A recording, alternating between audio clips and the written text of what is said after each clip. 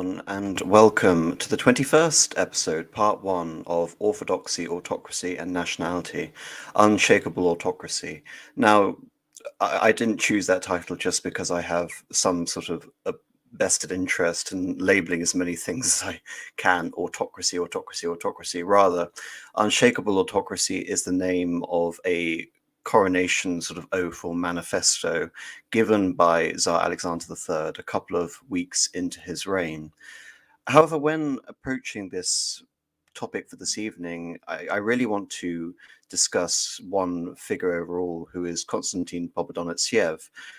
However, I feel that he deserves an entire stream on his own, so that's going to be part 2, where Mr. Patriarch and I discuss the famous or infamous procurator of the Holy Synod and the main advisor to Alexander III and the tutor to Nicholas II. And as people are, aware, watching these sort of part 1s of these various episodes, is that I tend to give an overview. However, with this topic in particular, I feel that I've gone through the events of Alexander III's reign and the early reign of Nicholas II ad nauseum on other videos. I've linked in particular to a video on the Fall of Eagles series concerning the fall of Nicholas II, if you want a more sort of relaxed overview of this period. I also have a video linking to Lenin and Bolshevism regarding the sort of chronology of events from the left-wing side of things. So when trying to sort of come up with a sort of theme for part 1 of this evening, because of course it will be rather jarring to launch on about Konstantin Pobedonostsev, who I'm sure the vast majority of you have probably never heard of, I thought it would be interesting to go through a series of articles focusing on many things that have cropped up in previous episodes, which focus on this particular period in time, that being 1881 until 1913. But really, we're going to start even earlier. We're going to start in the 1860s, in the reign of Alexander II, and really emphasize the continuity of aspects of the reign of Nicholas I, Alexander II, Alexander III, and indeed Nicholas II. Because it's rather often and erroneously sort of construed that Nicholas I is a reactionary, Alexander II is a reformer, and Alexander III is a reactionary. Well, if you look at Rucification and the sort of nature of autocracy, Alexander II was prepared to experiment, but what you see with Alexander III is the end of the period of experimentation, and then you can say the very reluctant reignition of the experimental project when we get to the reign of Tsar Nicholas II, albeit that was forced upon a reluctant Tsar, very reluctant in the sense that he was keen always to emphasize that word autocracy. But before getting into the word autocracy, I just wanted to segue between these two episodes, focusing on orthodoxy, autocracy, and nationality, or the official doctrine of Russian nationality. And I had this article from Theodore R. Weeks, just an introduction, just to introduce a couple of concepts and the limitations of Rucification, the ideology of Rucification, and its limitations in terms of implementation throughout this period. Late Imperial Russia is often portrayed as a repressive Rucifying state, in Lenin's words, a prison house of nations. Certainly, there is much truth in this portrayal. Non-Russian ethnicities, from Tatars to Poles, Jews to Moldovians, Lithuanians to Komi, all suffered from some form of legal and or cultural discrimination after 1863. If there is any sort of history of Alexander III, is often construed through the lens of the pogrom that began his reign in 1881, the pogroms that will continue until, I believe it is the Kishinev pogroms in 1903 through to 1905, during the height of the reign of Nicholas II. However, it's interesting here that he doesn't mention the Finns, and the reason I'm not going to sort of focus too much on this article is I believe there is a overall focus on the Lithuanians, which I'm not really interested in terms of the overall scope of this conversation. On the other hand, it was precisely these roughly two generations from the great reforms of the 1860s, i.e. the emancipation of the serfs during the reign of Alexander II to 1914, that witnessed the blossoming of non-Russian national cultures and the development of modern political movements among non-Russian nationalities to demand national and political rights. Rucification, or Blosiny, was a failure. Now, this article was written in 2004, and I wonder, sort of without citation, qualification, or footnote, how one is to make that. Well, I think looking at the fall of Tsarist Russia, the breakaway into various states and enlarged Second Republic of Poland, and indeed the failure to create a Soviet citizen, if we're going to sort of lump that in together with the program of Russification, which I think is a rather sort of erroneous homogenization of terms on my part.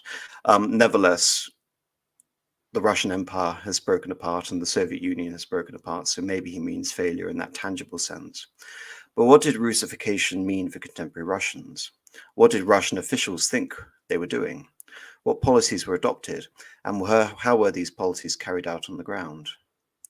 Obviously, one paper cannot answer these questions in full. We must first of all keep in mind that the Russian Empire, at least since the reign of Ivan the Terrible, so this would have been the 16th century, had been a multinational state. And to refer back to that episode on Ivan the Terrible, this is especially true considering the annexation of the Khanate of Kazan and then the spread of Russia south along the Volga to Astrakhan and indeed east into Siberia. At the same time, however, the ruling elite in Russia never saw matters in quite that way. The centrality of Russian culture, and in particular the Russian Orthodox religion, was paramount, and the concept of diversity, certainly in any positive sense, was quite lacking. While Russian languages distinguishes between Rosiki and Ruski, the first term being strictly geographical and not necessarily ethnic, and the second, the normal ethnonym for Great Russians, i.e. the modern denizens of Russia, as opposed to Belarusians, White Russians, or Ruthenians, or Little Russians, which is now used to refer to Ukrainians. Remember that Russians in the 19th century and early 20th century, both officials and public, Obsheshevo, very seldom used Rosiki, except in official formulations such as Rusikaya Imperia, the Russian Empire. Even we're referring to such matters as the Russian state idea, when one might expect the term Rosiki, the strictly ethnic Ruski, is almost invariably used. We must also be careful not to impose our own cultural and moral expectations and categories of the past. While we take for granted the value of cultures per se, irrespective of their utility or level of civilization, on the whole, 19th century Russians saw cultures and religions in rather a clear hierarchy.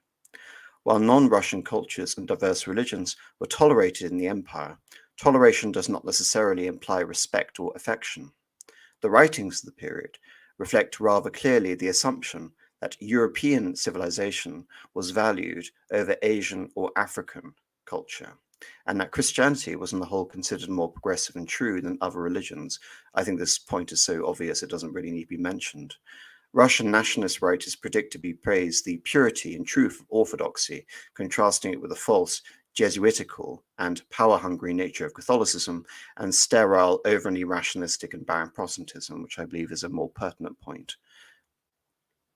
While contemporary educated Russians did not on the whole respect culture per se, they did esteem certain elements of culture. And I find that term is rather dubious to use in an article, but nevertheless, it does imply a certain pejorative.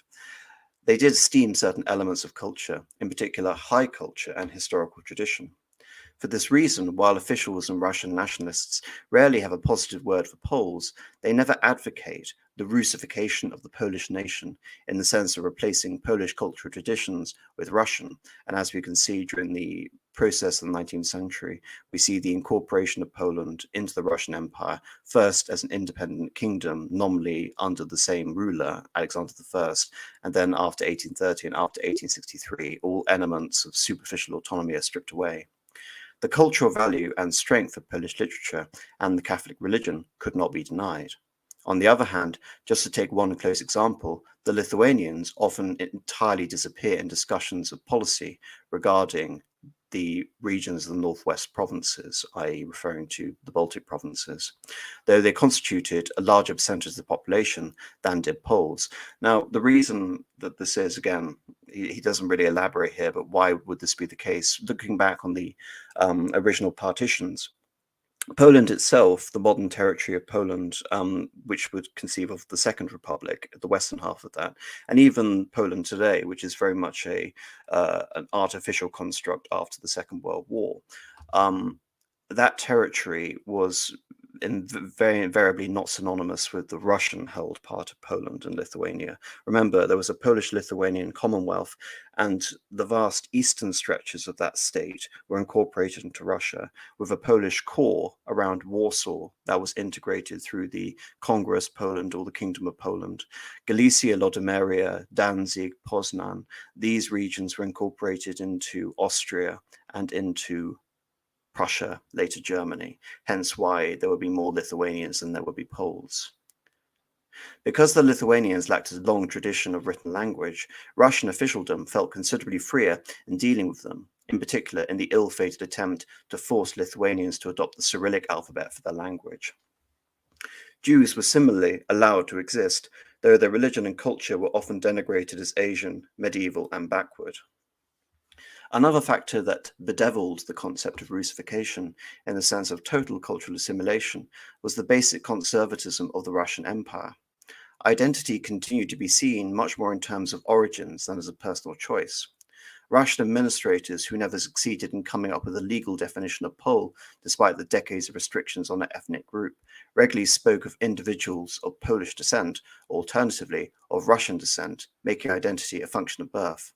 Certainly Russians with names like Witte, Bunga, I can't even pronounce that one, forgive my Polish pronunciation, were far from rare. But even Witte, of course, Sergei Witte being a very important minister for both Alexander III and Nicholas II.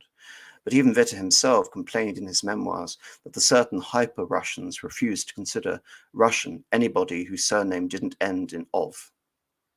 And we have the literary evidence of Tusenbach and Chekhov's Three Sisters. Perhaps you think this German is getting overexcited, but on my word of honor, I'm Russian. I can't even speak German. My father is Orthodox. Tusenbach's special pleading alerts us to the complicated and contentious issue of what is a Russian, an issue that is in many ways not settled, even today. But it is clear that while some individuals of foreign descent could be accepted as Russians, this acceptance was never automatic or particularly cordial. Edward C. Thaden has distinguished between three varieties of Rucification that he sees going back to the time of Catherine the Great at least. In the middle of the 19th century, he pointed out the active verb obrusit, to rucify, to make Russian, began to predominate over the passive obruset, to become Russian.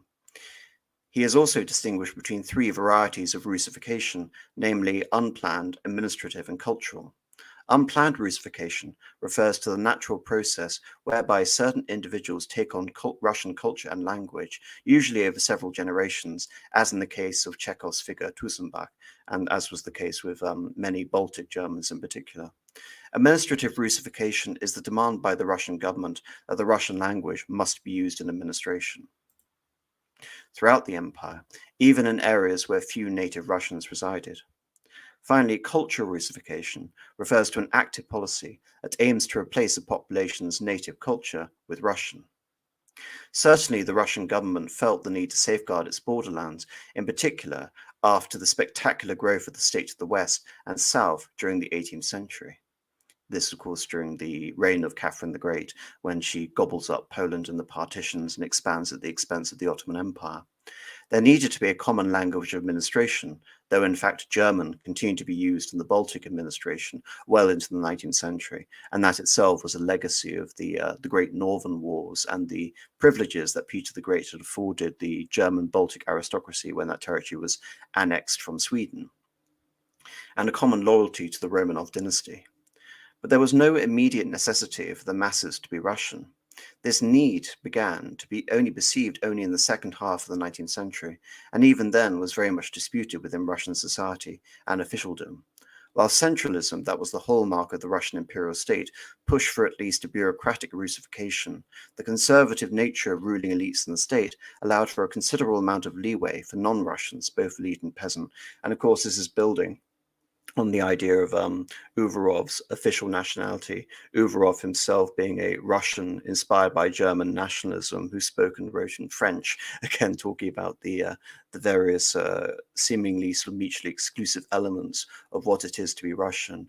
His conception of Russian as part of the trifactor of orthodoxy, autocracy, and nationality meant to ascribe to those virtues. But here we're seeing a less ideological conception of what it means to be Russian, and we're seeing a linguistic adoption of Russian as the language of administration, which is going to be imposed and taught to all the subject peoples of the empire, something that could never be accomplished, say, for example, in Austria-Hungary, where the Germans simply were not predominant, especially when we have the Ausgleich, the compromise, which begins the process of Magyarization, or to make the Transylvanians, the Croats, the Serbs, and the Slovaks become Hungarian.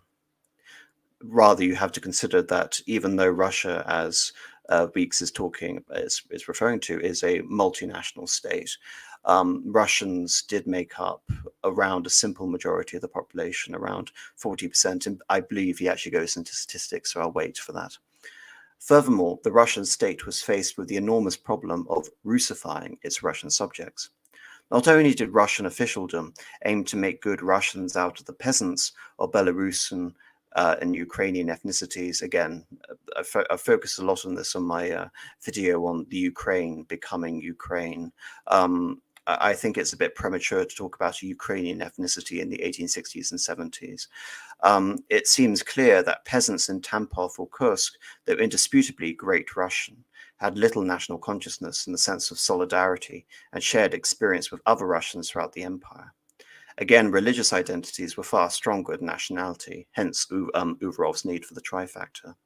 While our information on provincial life is often sketchy, it seems very likely that the phenomenon described by Eugene Weber in The Peasants to Frenchmen was even more pressing in Russia. That is, peasants tend to identify with the village or at most a region, but seldom with a nation. As the number of schools increased and as far more Russian peasant lads were inducted into the reformed army, one may posit that the level of common Russianness may have increased, but we need more specific research on this topic. So again, one of the effects of the great reforms and indeed the consequence of the abolition of serfdom is that we're going beyond a sort of noble run mer or community, and instead we're seeing this attempt to level Russians in the sense that they can all be directly conscripted into the army and by extension be directly subordinate to the Tsar, as opposed to incorporating elements of feudalism through the levy and incorporation of roles of units as per the nobility. So it's interesting that this process of the emancipation of the serfs coincides and Uvarov's own sort of stimulus for the trifactor of orthodoxy, autocracy, and nationality has a democratizing, centralizing element, which brings into question the need to create a uniform army and by extension, a uniform Russian identity. Before we turn to more specific matters, we must consider in whatever form became so pronounced in the second half of the 19th century, why Rucification in whatever form became so pronounced. The reasons for this are many. First of all, the emancipation of the serfs in 1861, the Russian state found itself compelled to take account of the public on a scale hitherto unthinkable. To be sure, the empire failed rather spectacularly to popularize itself, and in part this failure is attributable to the unwillingness to appeal more strongly to the Russian nation as a basis of political legitimacy. Benedict Anderson speaks suggestively of stretching the short, tight skin of the nation over the gigantic body of empire. Of course, Anderson we've already brought up in this series so far. While Anderson often gets his facts wrong for Russia, the metaphor is both appropriate and suggestive of the problems facing even a rather modest and tolerant program of, so to speak, civic Russification. That would have recognized bilingualism and respected non-Russian cultures. Another reason behind Russifying tendencies from the 1860s was the Polish Rebellion of 1863. Unlike most other minority nationalities, the Poles presented a direct threat to the stability and integrity of the Russian Empire, and indeed bear in mind the implications of foreign intervention, especially Anglo-French intervention in Poland and Lithuania, where Alexander II was determined to assert the Russian Empire as a sovereign great power after the humiliation of what I refer to as the agony of Imperial Russia, the Crimean War. After the insurrection was crushed, the Russian authorities put into place a number of policies to reduce Polish cultural influence, in particular over peasant folk such as Belarusians and Lithuanians. As we will see, the Russian authorities always understood these policies as defensive, that is, aimed at preventing the Polonization of this eternally Russian land. While the Poles were respected as the bearers of a century-old national tradition, the strength of this culture also inspired fears in Russian nationalities. Indeed, this idea of Polonization v. Rucification is, I would say, essential in terms of understanding the Pereyaslav Treaty, the revolt of the Cossacks, and the union of the Ukraine into Russia during the late 17th century. Similarly, from the 1870s, St. Petersburg began increasingly to distrust the German elements on the western frontier. The unification of Germany in 1871 upset the balance of power established by the Congress of Vienna. The industrial and military might of this new power could easily be turned against Russia, and it was at least plausible to see the German elites as a potential fifth column. The personal dislike of Germans by Alexander III also certainly played a role here in the anti-German policies adopted in the 1880s. And by that, he's referring to the, well, again, it's not entirely on the side of the Russians, but also the Germans, but leading up to the Franco-Russo alliance in 1894, albeit I believe that point in terms of trying to emphasize that is rather weak. However, I will make a rather more sort of interesting point, which is the fact that the Crimean War led to Prussia and Russia becoming ideological allies and allies over the issue of Poland, i.e. crushing any notion of an independent Poland, leading to Russification. As we see a policy of Russification in Russia, Bismarck is exploiting the seemingly liberal notions of German unification to subvert that idea, to augment Prussia and the Prussian monarchy. And indeed, he does so with Russian tacit approval, because Russia does not get involved in any of the great conflicts during the 1860s and 1870s that result in German unification. So Russia is simultaneously responsible for German unification, and yet decades after German unification, where we get to the 1880s and especially the 1890s and 1900s, Russia now has to deal with a potential sort of conflict of interest regarding the hitherto loyal Baltic German aristocracy, and indeed many of the Germans who still resided on the Russian side of the empire, who now had a nation state which they hadn't had before. Why, one may ask, did the Russian government fail to pursue Russifying measures to their logical extreme? At least three reasons may be given. First, simple numbers. According to the census of 1897, so very early in the reign of Nicholas II, ethnic Russians made up only 43.3% of the total population. Even if we accept official Russia's definition, a Russian definition of Belarusians and Ukrainians as being branches of the larger Russian nation, that percentage goes up to 65.3%. Second, the Russian state never had the resources to launch a thoroughgoing program of cultural Russification. One should bear in mind that even in the empire's final years, the majority of Russian children, especially in the countryside, failed to attend any kind of school at all. Finally, the ruling elites of the Russian Empire, for all the nostalgic Muscovite utterances of the last two Tsars, never felt entirely comfortable with Russian nationalism. Nationalism is, after all, an implicitly democratic movement, claiming as it does that the state should embody the aspirations of the nation. Certainly, this was far from the Weltanschauung, the worldview of Alexander III or Nicholas II, though they came close as any of the Tsars to embracing Russian language and Russian orthodoxy as a model for order and political reliability.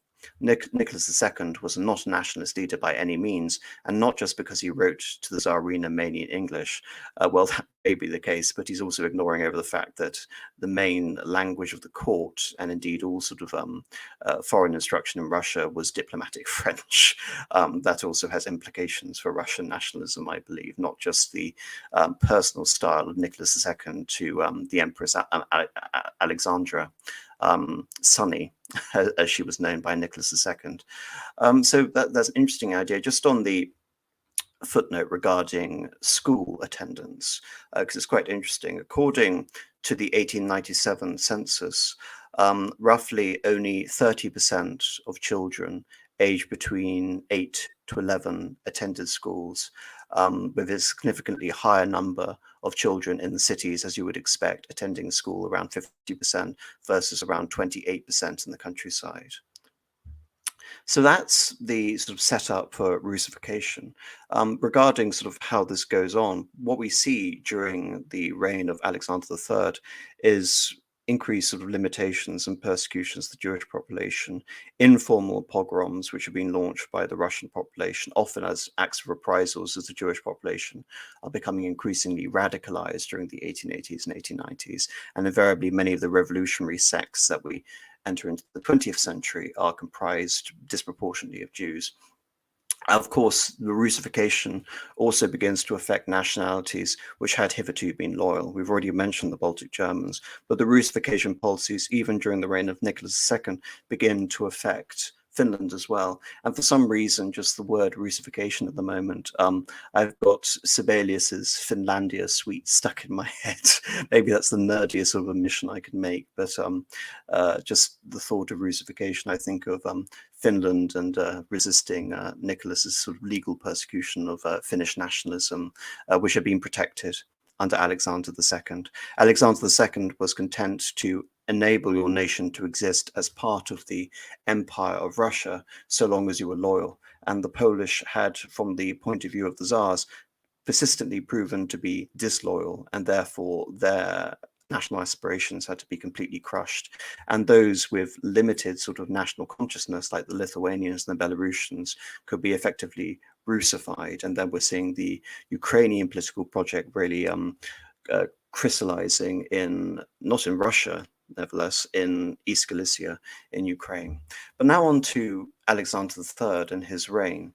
Towards the end of Alexander II's life, well, actually not even towards the end, throughout the entirety of Alexander II's reign, after the emancipation of the serfs, there are a series of assassination attempts, often brought on by a frustration for the empire to reform fast enough. You have the largest sort of body of anti-Tsarist sort of agrarian socialist types during the 1840s, 50s, and 60s is a group called the Narodniks, or the People's Friend. By 1879, one offshoot of this group has coalesced into a radical revolutionary secret society known as the Narodnaya Volya, the People's Will. And they begin a series of very effective attempts at trying to assassinate Tsar Alexander II. I would possibly argue, not only, I mean, in terms of their own personal philosophy, again, we talk about the Filikietaria, we talk about Masonry, and all these secret societies trying to bring about some sort of radical change, whether it be the liberation of the sort of Hellenized Phanariot sort of elite within the Ottoman Empire to bring about a Hellenic Republic of the Romans.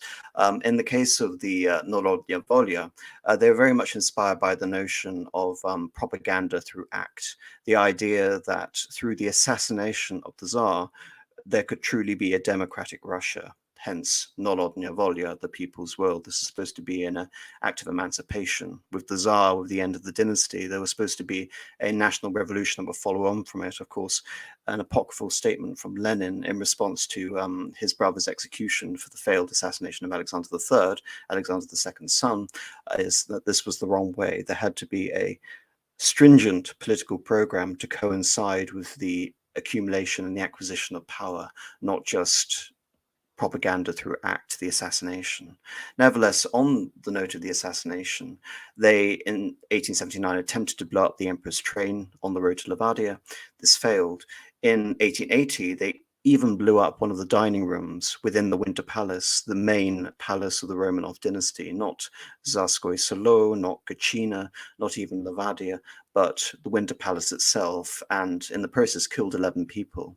In fact, it was only because the Tsar had delayed his dinner so he could meet with the Prince of Bulgaria that he was spared, and most of the Romanov family was spared being blown up in the Winter Palace, just to indicate the severity of the risk.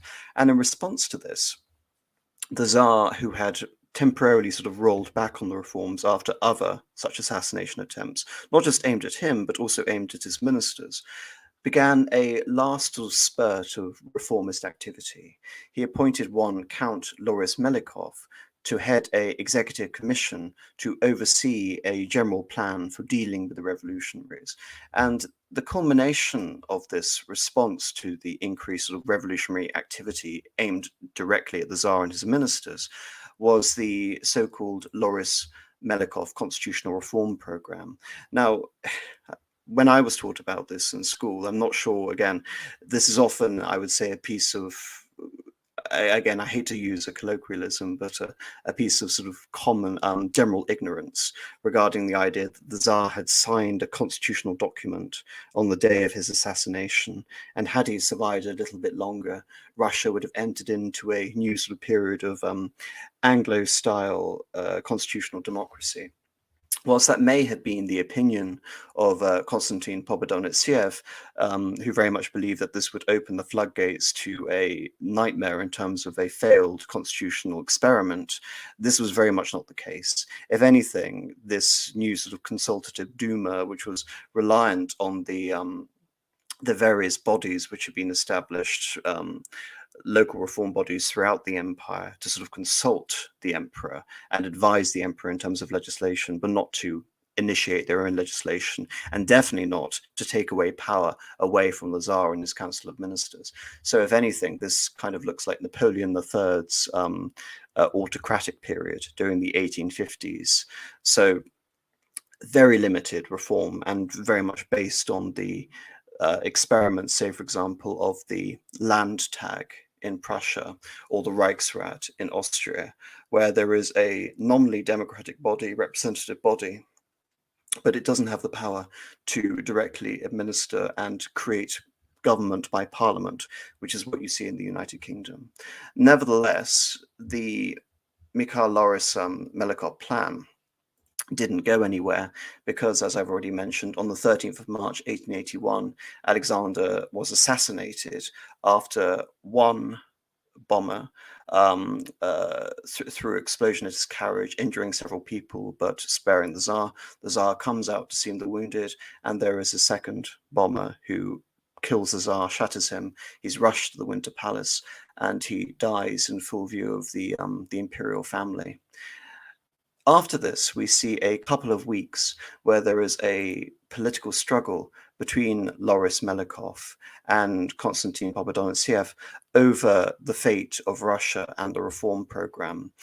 Indeed, Alexander III had been for Loris Melikov and the principle of reform, but you can say this definitive act of, again, aggression against the autocratic principle by these subversive revolutionary elements was sufficient enough, and indeed the masterful sort of manipulation of Pobedonostsev, to woo the Tsar to officially abandon the premise of reform, albeit how timidly it had been sort of introduced into Russia with Alexander II. I will always contend that the great emancipation of the serfs should not be conceived in any sort of egalitarian or sort of great sort of humanitarian achievements, rather than, again, the consolidation and reform of the Russian state in the aftermath of the Crimean War, and indeed saving Russian autocracy through the abolition of serfdom.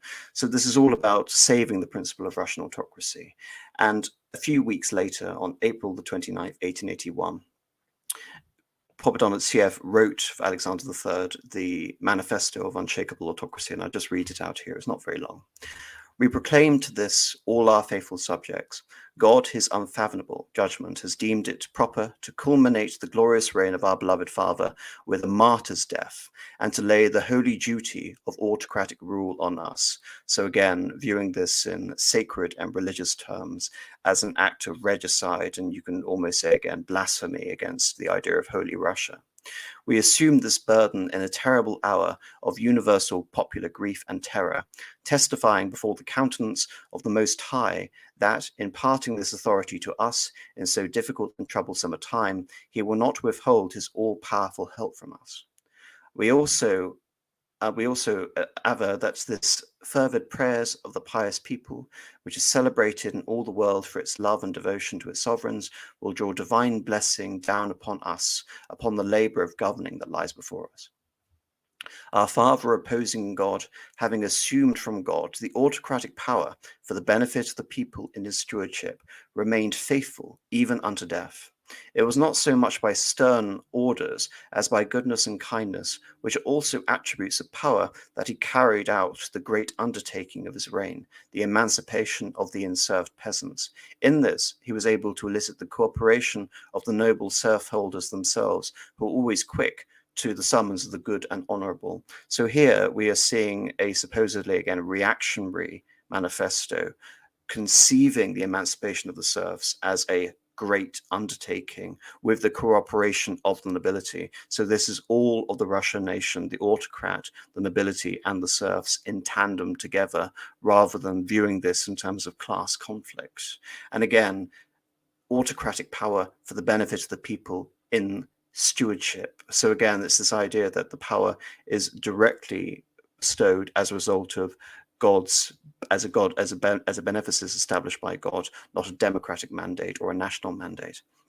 The base and wicked murder of a Russian sovereign by unworthy monsters from the people, done in the very midst of that faithful people who were ready to lay down their lives for him. And this is again in reference to the fact that he, Alexander II, was visiting the wounded and indeed the faithful of his subjects before the assassin blew him up. This is a terrible and shameful matter, unheard of in Russia, which has darkened our entire land with grief and terror. But in the midst of our great grief, the voice of God orders us courageously to undertake in deference to divine intention the task of ruling, with faithful in the strength and righteousness of autocratic power. We are summoned to reaffirm that power and preserve it for the benefit of the people from any encroachment. Under its shelter and unbroken union with it, our land has more than once experienced great tumults and passed with faith in the God who ordains its fate through grievous experiences and misfortunes, and on to new power and glory.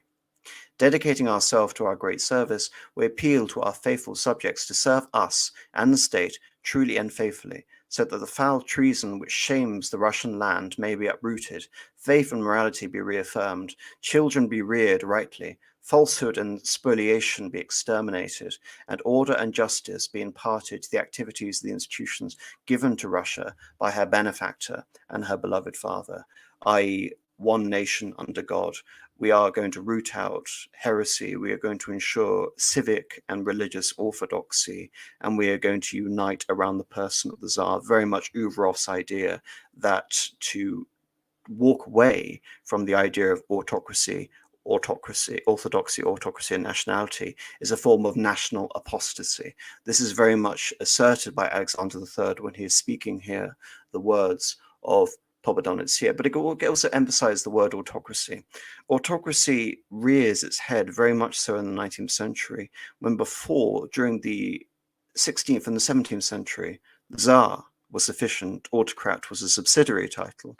In the 18th century, we see the European term emperor. And again, that is the desire for both Catherine the Great and indeed Peter the Great to position themselves as equals to other sort of European, in particular the Holy Roman Emperor, albeit they never sort of established legal diplomatic equality between the Holy Roman Emperor and the Russian Tsar. But nevertheless, it was done ostensibly as part of this attempt to westernize, albeit superficially, the elements of Russian autocracy. So here we are taking a title which has been a subsidiary title, and we are re-invoking it in order to, again with Uvarov, to establish that the principle of monarchical rule, Tsarist rule, is to rule alone as that great undertaking, that stewardship which has been bestowed onto the Tsar by God. Now, why is the word autocracy so sort of synonymous with the idea of Russian rulership throughout the 19th century, and indeed in terms of Nicholas II's own conception of divine monarchy? Well, I think this has to be placed in contradistinction with parliamentarianism. When we look at Austria, when we look at Germany, let alone looking at France, which has gone through several monarchical sort of experiments now as a republican regime, and we go to the United Kingdom, monarchy and autocracy are no longer synonymous in the way that they could have feasibly claimed to be hundreds of years before, but even then that's rather contentious. So in this sense, he is using a title which was a subsidiary title of Ivan the Great, but even in terms of the language, evoking the same spirit as that of the coronation oath of Ivan the Great, all the way back in 1547, which was a moment of empowerment for the Russian state and a declaration of Russian sovereignty. It's very clear that the Manifesto on Unshakable Autocracy is a reassertion of that idea of the 17th century and the 16th century idea of the Tsar, the Russian Tsar, as a autocrat, given that title and bestowed that power by God. We are not looking at any democratic conception of monarchy. And this is very much, if we even go to the reign of Nicholas II in terms of his own appreciation of the early Romanovs, Michael and Alexis, is something being wedded into the national institution. Nevertheless, we talk about unshakable autocracy. We're talking about this idea of rededicating the state to the Muscovite conception of monarchy, the Tsar Ivan the Terrible conception of monarchy. But there's something which a couple of people mentioned in my, I believe it was a lecture from a while ago when I discussed the Patriotic War of 1812. During the Patriotic War of 1812, of course, Napoleon entered Moscow, and yet Moscow was not the capital of Russia. St. Petersburg was the capital of Russia. And very much you can say that the relationship between St. Petersburg and Moscow is in some ways encapsulating this idea of the split personality of the Russian state, Russian autocracy, westernization versus indigenization, when conceiving of a Russian state as Asiatic or somehow extra-European, split apart from the European states which have shunned autocracy, which Alexander III is going to uphold with every fiber of his being and bestow it unto his son.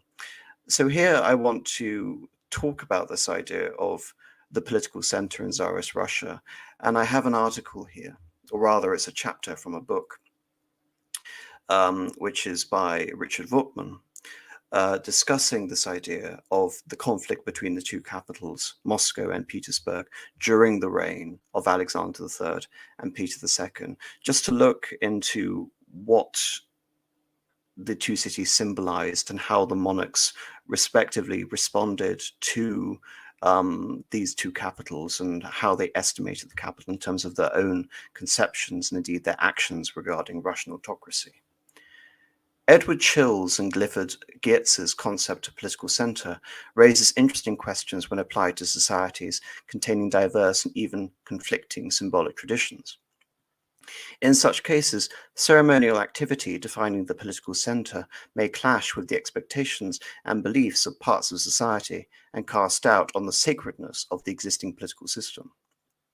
The last decades of the Russian autocracy reveal such a situation of symbolic uncertainty, which both reflected and influenced the political strife of the era. A change in the values and traditions the autocracy celebrated made the nature and location of the political center problematic. The definition of symbolic political center inevitably affected the prestige of the capital, the administrative and political center of the empire. The Tsar, by depriving the capital of his personal aura, gave sanction to a historic and symbolic tradition that in many respects was at odds with the government through which he ruled.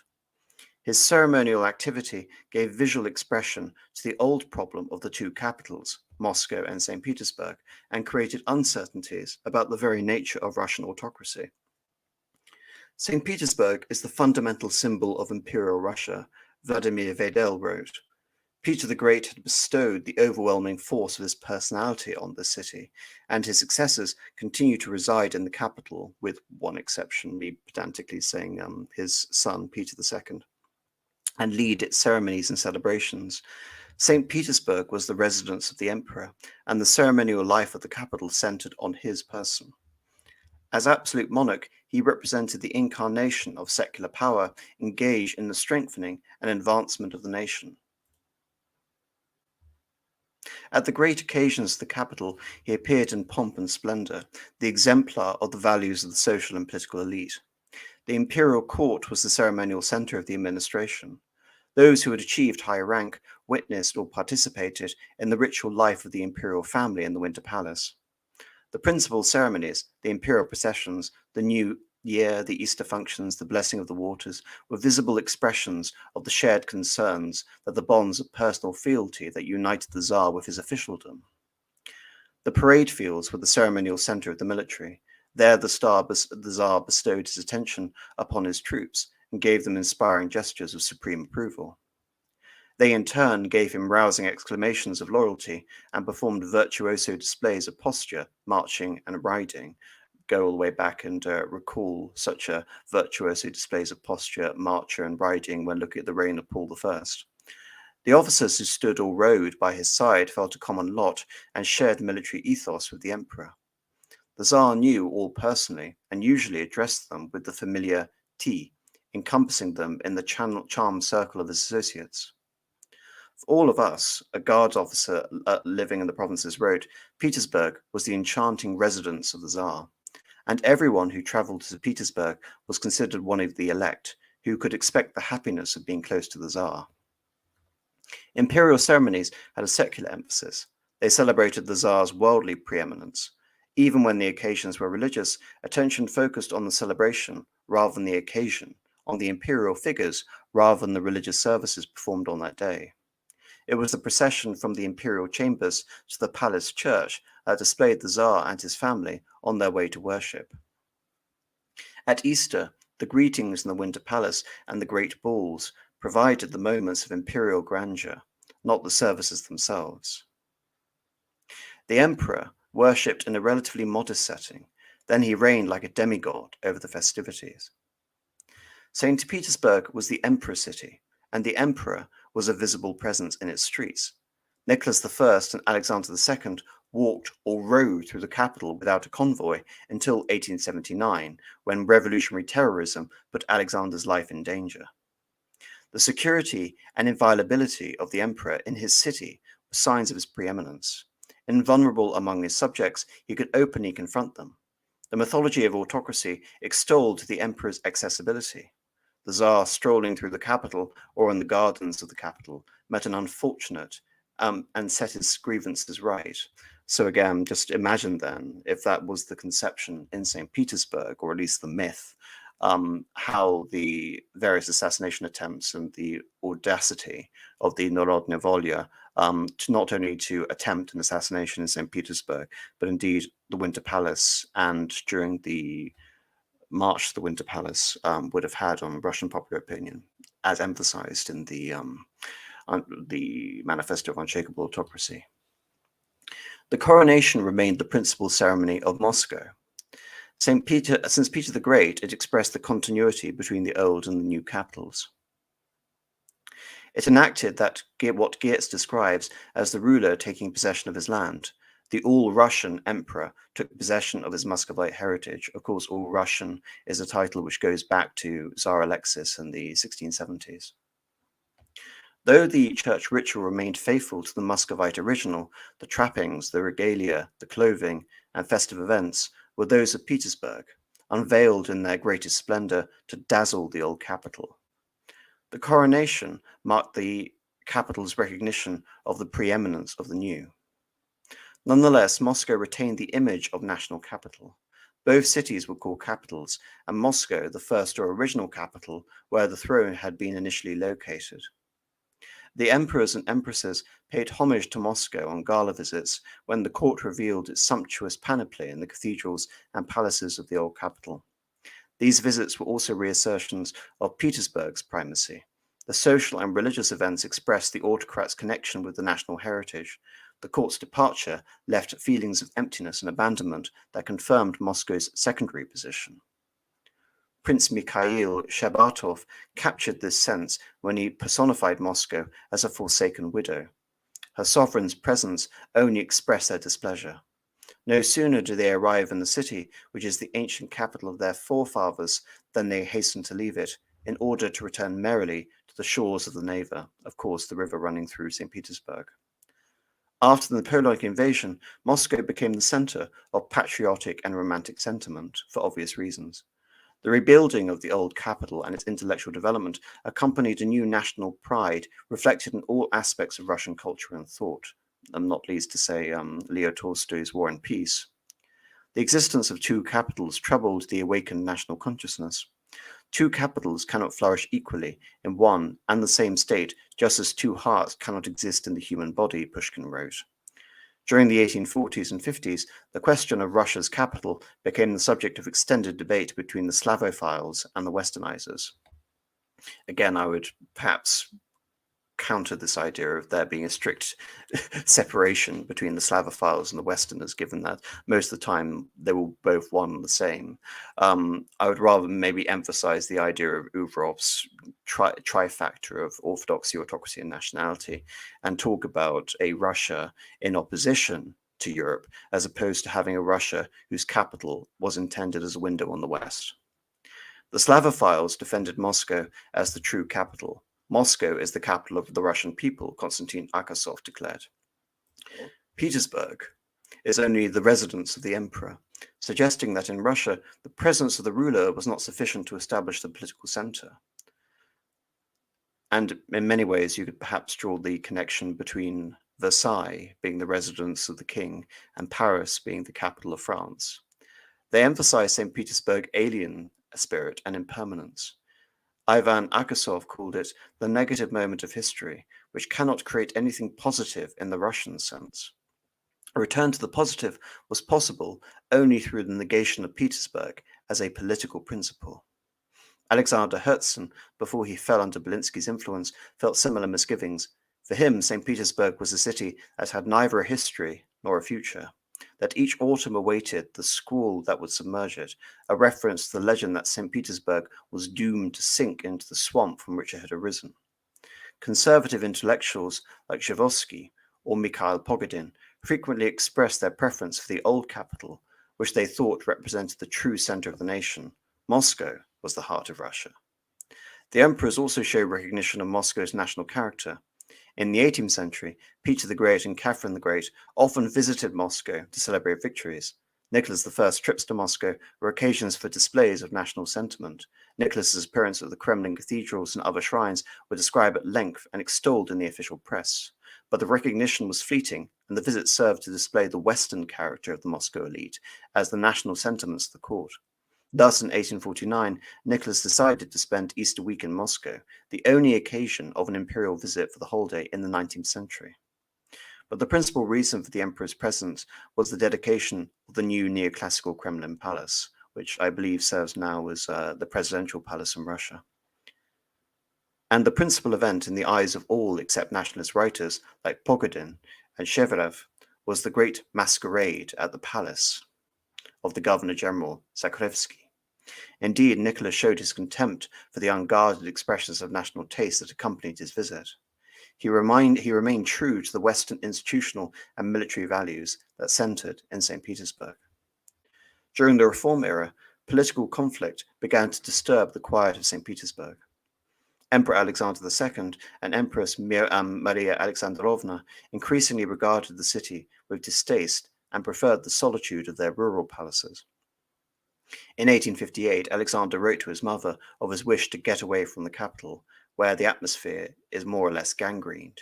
In 1861, he referred to the gangrened population of the capital. In a letter to his sister, the Empress warned her son, Grand Duke Vladimir, of the bad influences of the idle and dissolute youth which swarmed St. Petersburg. At the same time, conservative nationalist writers depicted St. Petersburg as the symbol of all destructive Western influence. The decomposition of Petrine models, i.e., the systems of Peter the Great. Sooner Petersburg become something in the nature of a Baltic Sevastopol or a Baltic Odessa, the better it'll be. I maintain not only for us, but probably for the so-called future of humanity. Leonatev dreamt of a Constantinople as capital. Alexander III's tutor, Konstantin Popodonosyev, felt uncomfortable in St. Petersburg and expressed his preferences for Moscow. And again, why dream of Constantinople as the capital? Well, referring this back to the idea of Russia, Moscow is the third Rome. Moscow is the third Rome, but it is only the third Rome because the second Rome has been lost, first of all, due to the union and therefore betrayal of the Orthodox tradition by being accepted into the Catholic communion and then being conquered by the Ottoman Sultan and being placed under his jurisdiction. In that sense, Muscovy is the third Rome, but also it represents some form of national teleology or national destiny, where one is to restore the true faith to the original capital and reclaim it as said capital. Hence, Constantinople, if anything, is the phantom capital of the Russian monarchy. And indeed, that was the conception of it for Catherine the Great, who adopted the Greek plan, albeit you can say that she adopted the Greek plan in a rather sort of postmodernistic, skeptical Enlightenment vein as an extension of Russian power politics, rather than the genuine desire to move the capital. Indeed, it's probably a certainty that she would have liked to have a capital in Crimea near Kherson, just north of Crimea, at the mouth of the Dnieper, or indeed many, Nicholas II professed the desire to have a capital on the Black Sea rather than the Baltic Sea, perhaps even at Levadia, his residence in the Crimea. Until the beginning of the 1880s, these sentiments remained private and did not affect the ceremonial activity of the members of the imperial family. They continued to appear at reviews, balls, and receptions, and remained visible in the streets of the capital. Only in the last 2 decades of the 19th century did the emperor begin to withdraw his presence from that city. At this point, Petersburg, which had never enjoyed the reputation of a national capital, began to lose the aura that attached to it as residence of the Tsar as well. There took place a shifting of allegiance, as the emperor, appearing as Russian Tsar, increasingly associated himself with the old capital and the national feelings it evoked. The turning point in this respect was the assassination of Alexander II at the Catherine Canal in St. Petersburg. The murder of the Tsar as he rode to his weekly review of the guards of the capital destroyed the image of St. Petersburg as the emperor's own city. No longer could he appear in its streets as if it were an Olympian enclave, or indeed some sort of Champs-Élysées. With the assassination, the sense of the Tsar's inviolability died as well, much as it had in France with the execution of Louis XVI. It's interesting here how there is a comparison being made between the assassination or by a secret society of Alexander II and the Republican execution of Louis XVI for national treason. This is a illusion created by Voikov, and Michael Walzer in Regicide and Revolution. And I find this all the more fascinating because you could say Narodna Volya, that this was a revolt of the people culminating in regicide, and thus, albeit the two circumstances were different, the result is ultimately the same. Albeit in this circumstance, the autocracy survived, whereas in France, the monarchy fell. The emperor was no longer visible or accessible in his capital. Alexander III retreated to the suburban palace of Gatchina, which, surrounded by cordons of guards, became the imperial residence. The Tsar came to be known as the prisoner, the Uznik. But more than the Tsar's security was jeopardized. The act represented a profanation of the imperial city. St. Petersburg became, in the eyes, a defiled, disgraced, and indecent place for the residence of the sovereign. There were suggestions, especially in the Moscow press, that the capital be moved to Moscow. But they were hardly taken seriously in official spheres. St. Petersburg remained the capital, but it was St. Petersburg without the signs of its preeminence, divested of its charisma. The ceremonial acts and events that distinguished the capital lapsed or lost their symbolic force. The Tsar became increasingly suspicious of the administration, regarding bureaucrats with their legalistic and practical preoccupations as threats to his authority. The capital ceased to appear as the political center, even as the administration became larger, more assertive, and unyielding. The blocks of massive government edifices were deprived of their sacred aura and once imperial favor. Alexander III himself preferred a simple life of solitude in the country. The descriptions of him chopping wood early in the morning at Gatchina, wearing a checkered Russian suit, Russian boots, playing with animals and children, presented the Tsar as of the same texture as the great majority of his subjects. And indeed, I'm sure that angle was played up considerably. And that is the perception of the low biography of Alexander III of Russia. Rather, can you imagine that distinction when looking at this image, which is the thumbnail for today, and the coronation of Alexander III, to imagine him simply as an ordinary Russian? Like Peter the Great, he broke with the established culture of the elite, taking on features of the common man, withdrew his support from its pretensions. His open impatience with the amenities and trappings of court functions was a public repudiation of the capital and its values. Not loving external glitter, superfluous luxury, and blinding splendor, the late sovereign did not live in the great winter palace. But Alexander III did not follow Peter's example and impose his own cultural mode. Rather, he withdrew into his own solitary, simple private life and participated, albeit half-heartedly, in the social and ceremonial functions of the capital. Alexander III conscientiously resumed the events of the social season after the years of revolutionary crisis.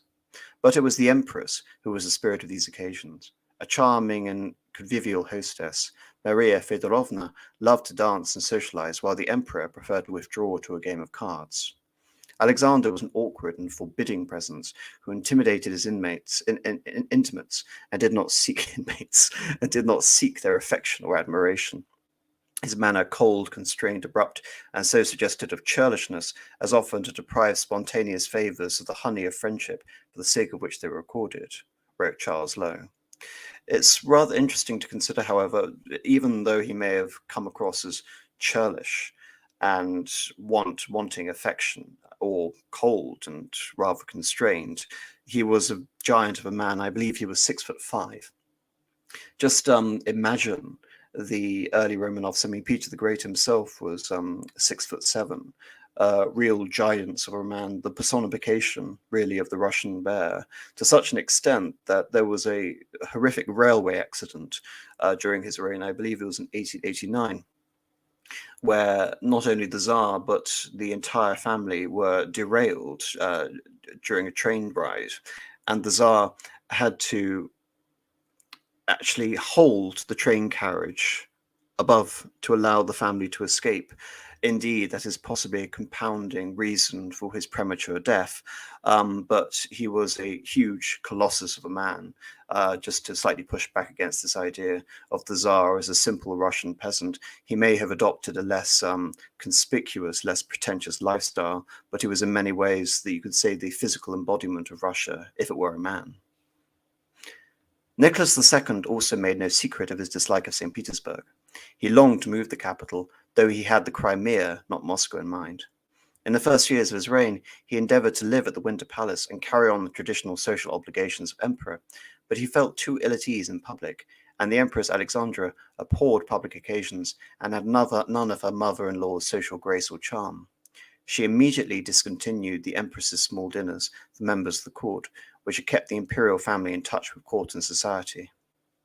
The imperial family spent increasingly prolonged periods at Tsarskoye Selo, the Catherine Palace, or the Tsar's village.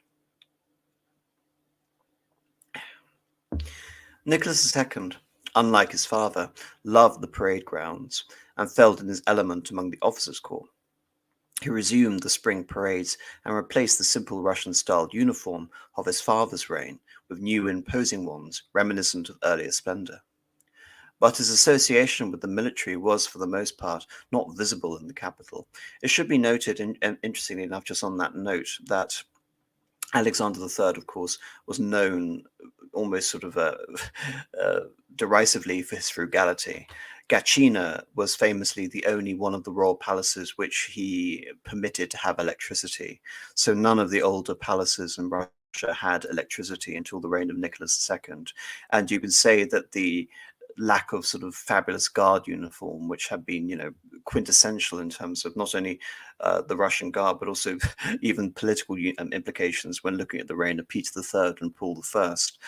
Nicholas II, I believe, was very much trying to reimagine or revive this old splendor of the Guards regiments with their cuirassier-style helmets and their wings, as if to, if anything, compete with his then political friend who he maintained a constant correspondence with, albeit he found himself shackled to the Franco-Austrian, the Franco-Russian alliance. His friend, of course, being Kaiser Wilhelm II of Germany, who indeed was responsible in part for his marriage to Alex of Hesse-Darmstadt. The center of military ceremony shifted from the capital to the camp at Krasnoye Selo, where maneuvers and parades united the Tsar with his elite troops in a holy ceremony, followed by brilliant social occasions. But even when military exercises and celebrations took place in the capital, the mood changed. The Champ de Mars, the scene of the great parades and popular entertainments, now had a mortuary atmosphere about it. It is surrounded by objects calculated to bring back recollections of the saddest nature. 100 yards off the northeast corner was the voted chapel, the site of Karakozov's attempt on Alexander II's life. To the southeast was the engineering castle, where Paul, the father of two 19th century emperors, that being Alexander I and Nicholas I, had been murdered.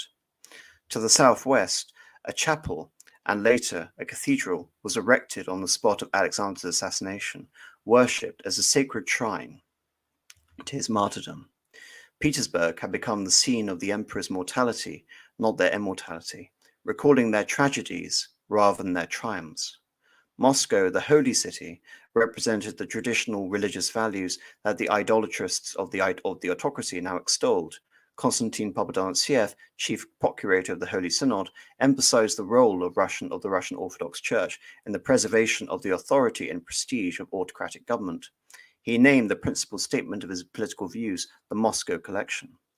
After the assassination, attempts were made to give St. Petersburg something of the appearance of Moscow. Alien, Western influences were to be dispelled. The capital was to be sanctified by making it more like Moscow, Muscovizing St. Petersburg. The first expression of this tendency was the cathedral built to consecrate the site of Alexander II's martyrdom on the Catherine Canal. The official announcement for the architectural competition specified that it was to be in the national style. The architects submitting projects followed the earlier official definition of national, decreed by Nicholas I, that is, the Neo-Byzantine manner of the Assumption Cathedral in the Kremlin.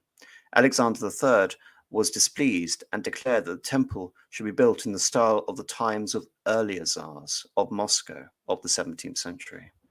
And again, this isn't any, and this results in the Cathedral of the Savior on Spilled Blood.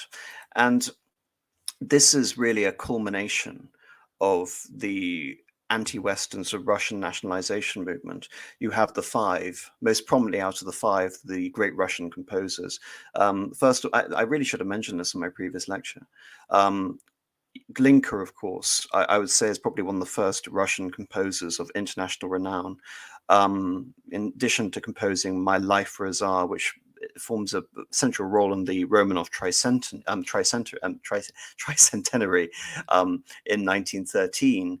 Glinka was also responsible for the composition of God Save the Tsar. I believe it was in 1833, Boże Zayakrani, etc., etc., in opposition to many other sort of iterations which had come before. Indeed, the Russians had once used the same anthem as God Save the King, but that's not really to be really surprising. Everyone used God Save the King at one point.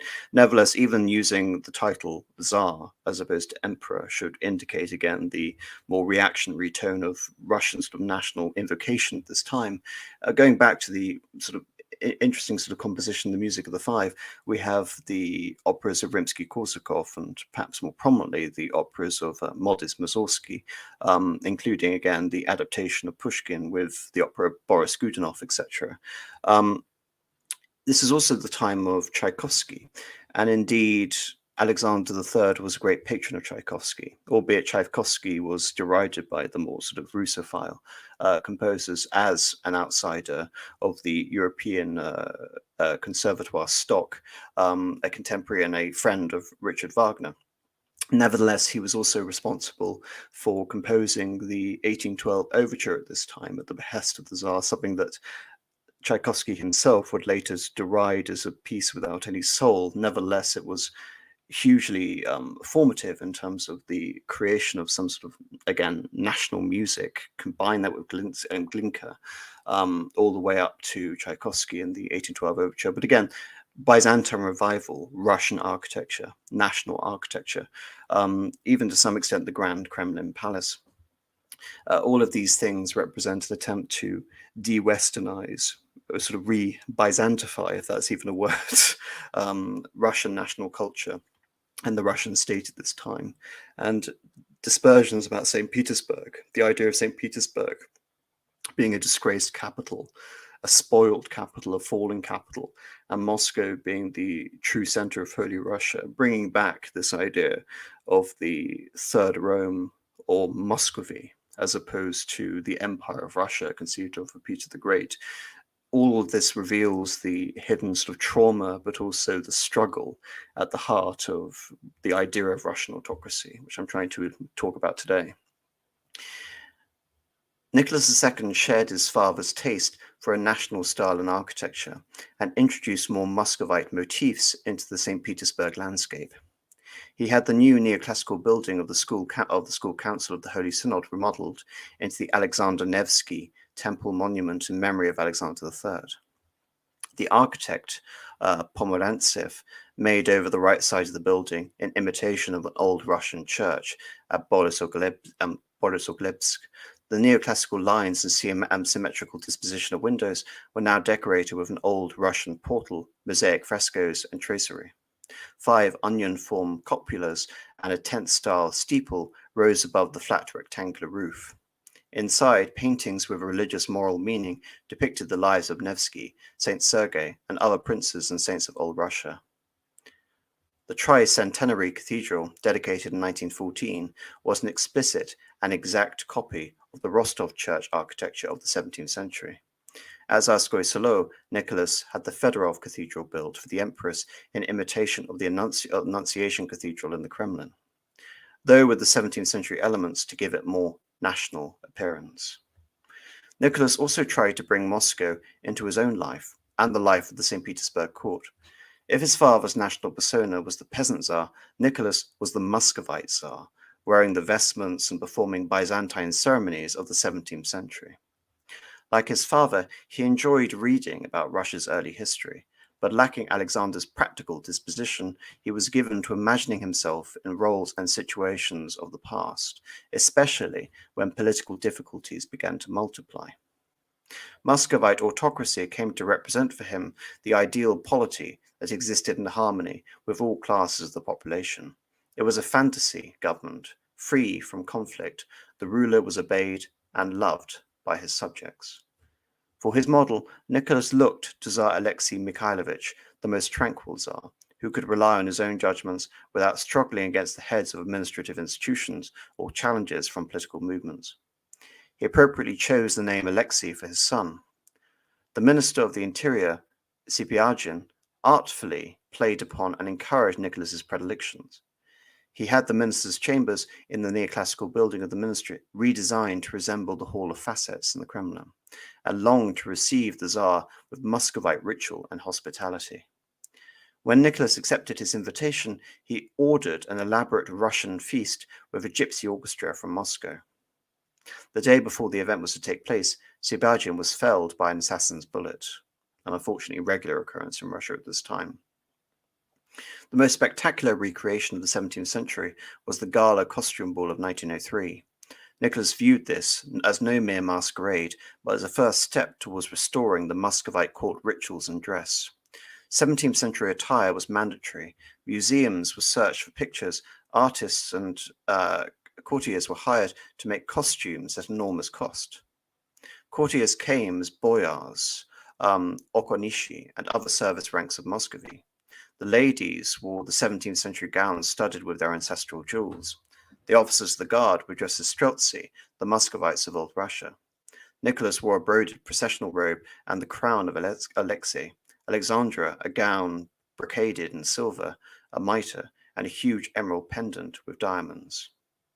The court looked very pretty, filled with ancient Russian people, Nicholas wrote in his diary. Nevertheless, I think this would be a good note to sort of go back and look at the reality, I think, rather than, again, as the article is pointing out, the fantasy in which Nicholas is retreating in.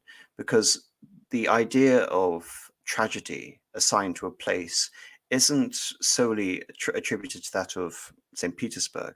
Indeed, during the coronation of Nicholas II himself, we have the Kodnika tragedy, a stampede which was precipitated by a rush for coronation souvenirs, in which 1,400 people were killed.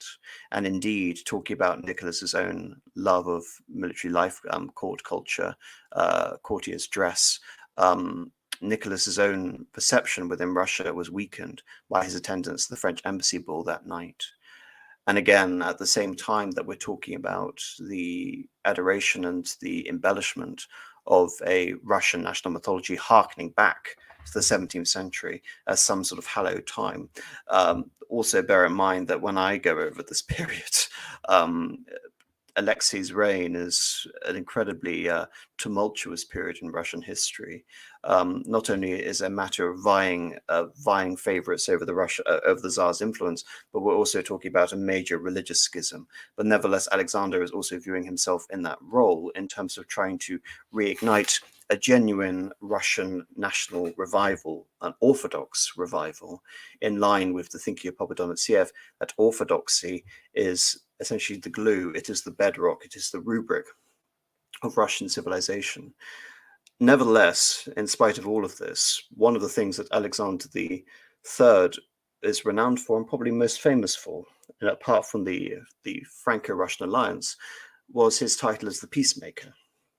Compared to Alexander II, who had been able to avenge the loss of the Crimean War, make Russia relatively more efficient, in a better position to wage the Cold War against Britain in the Great Game, and reverse the losses in the Crimean War in the Russo-Turkish War of 1877 and 1878.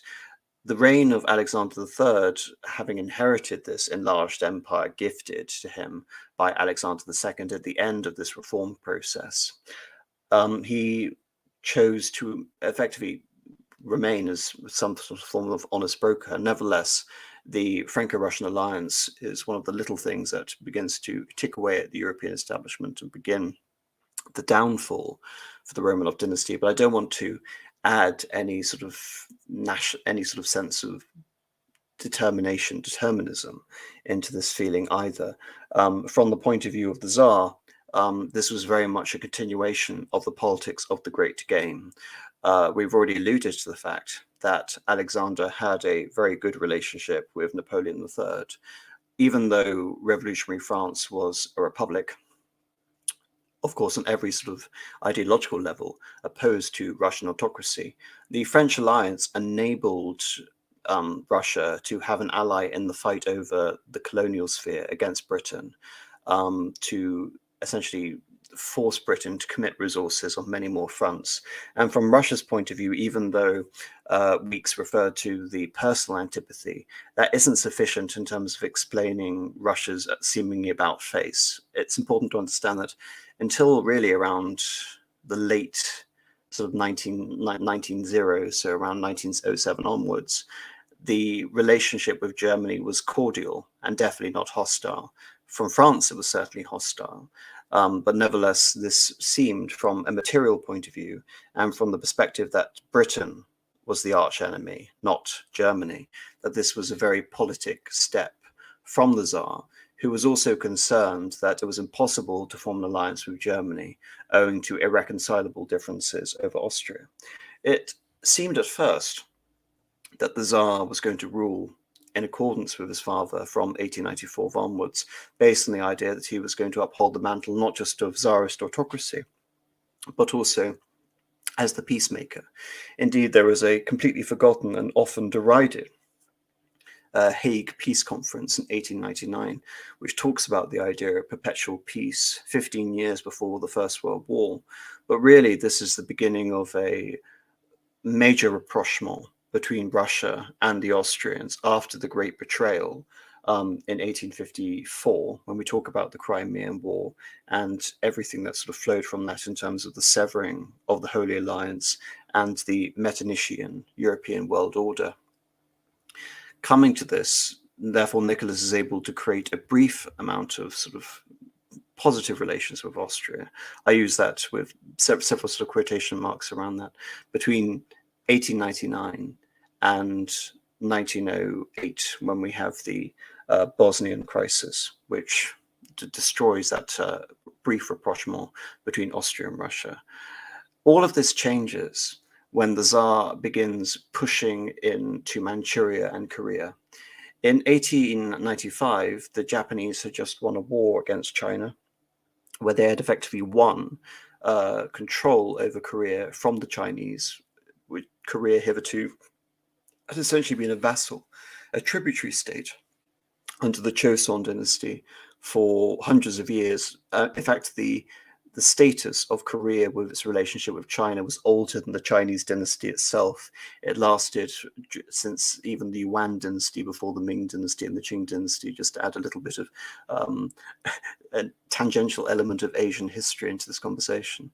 Nevertheless, the Japanese, having reformed themselves during the Meiji Restoration, strong country, strong army, were focusing on establishing their own autonomous sphere in order to make Japan a sovereign power, and indeed a power of equal rank to the colonial powers that at one point looked as if they were going to economically carve out Japan as they had China a decade before. And Japan believed that, therefore, their interests in Korea were amounted to national self-preservation. And up until that point, Russian relations with Japan had been friendly. Indeed, Nicholas himself had actually visited Japan when he was the Tsarevich, and there was an assassination attempt there, and he famously forgave the assassin. So when we really have to look at 1904 and the lead up, I believe this was incompetence and overreaching on the part of the Tsar. The Tsar was moving into Manchuria, which had been firmly established as part of Russia's sphere of influence. Indeed, they had gained a concession in the Liaoning Peninsula, relatively near Beijing and close to the Korean border, which gave Russia access to a warm seaport far more strategically advantageous than that of Vladivostok in outer Manchuria. Nevertheless, this also coincided with an investment program and political intrigues in Korea at the same time. So Russia was expanding too quickly, and as a response, they were not only sort of alienating the Chinese by you can say solidifying the status of Manchuria, Chinese Manchuria, as nothing more than a Russian economic zone, but they were also alienating the Japanese and alarming the various sort of colonial powers at the same time. Indeed, in 1902, Japan actually formed an alliance with Great Britain. As you can say, the last part of this last sort of great fight in the great game between Russia and Great Britain. Russia had formed an alliance with France. Now Britain was forming an alliance with Japan. And it is the overstretching of the Russian regime into Korea and Manchuria simultaneously, which precipitates an unprovoked Japanese attack at Pearl Harbor, where the Pacific Squadron is sunk without a declaration of war. Now, again, could have very easily been avoided if the Tsar decided to recognize the potentialities of Japan as an emergent power.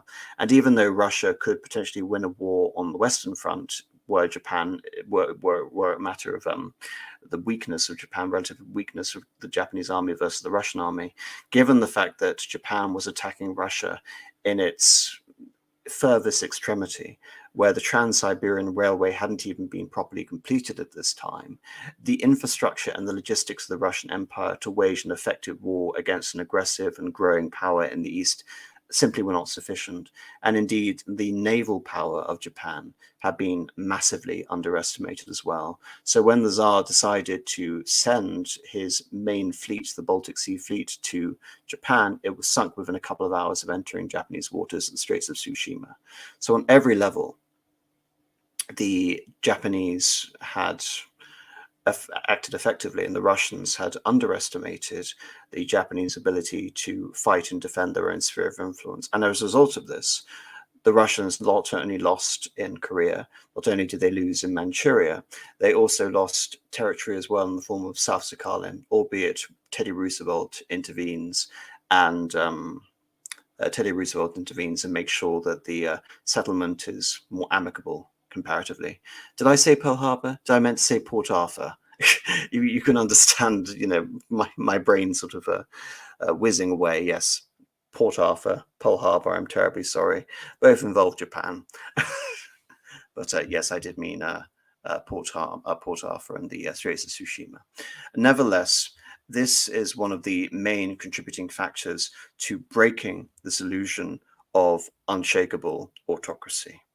And as a consequence, with the breaking of the illusion of the power of the Tsar, had the Tsar been able to effectively administer his territory, had there been success, had there been peace domestically and victory abroad, Russia could conceivably have remained autocratic. Indeed, this defeat by a third-rate power was sufficient to cause a national calamity, which is compounded by the Bloody Sunday series of massacres when petitioners approach the Tsar, who isn't in the Winter Palace, to ameliorate the situation of workers in St. Petersburg.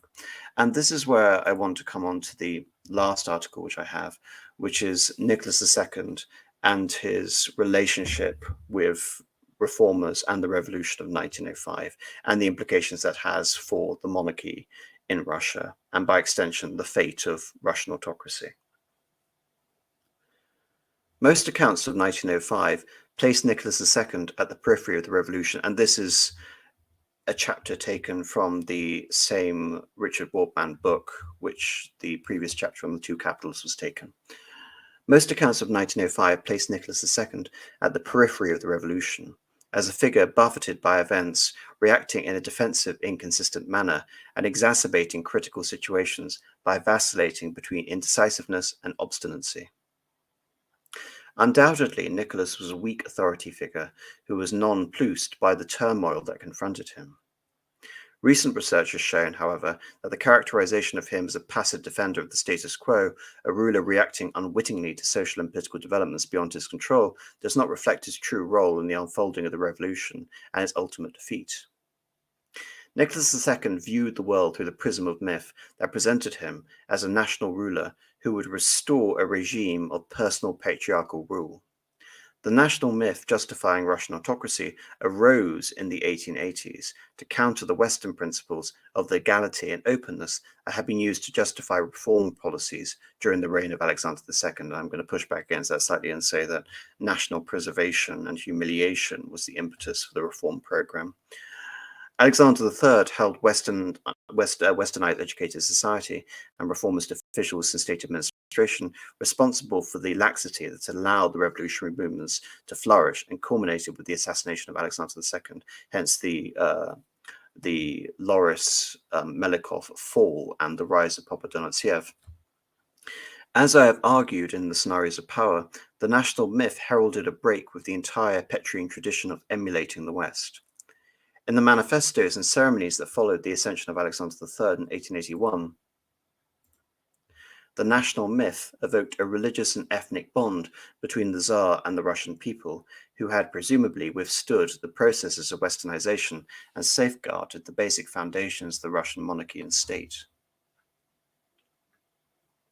The Russian Tsar now strove to embody not the existing state, contaminated by Western accretions, the reformed courts, and the Zemstva being you can say, the localized idea of the Tsar's reformist program. And had there been a fully realized Loris Melikov constitutional program, the idea was creating a national Zemstva, or National Consultative Assembly.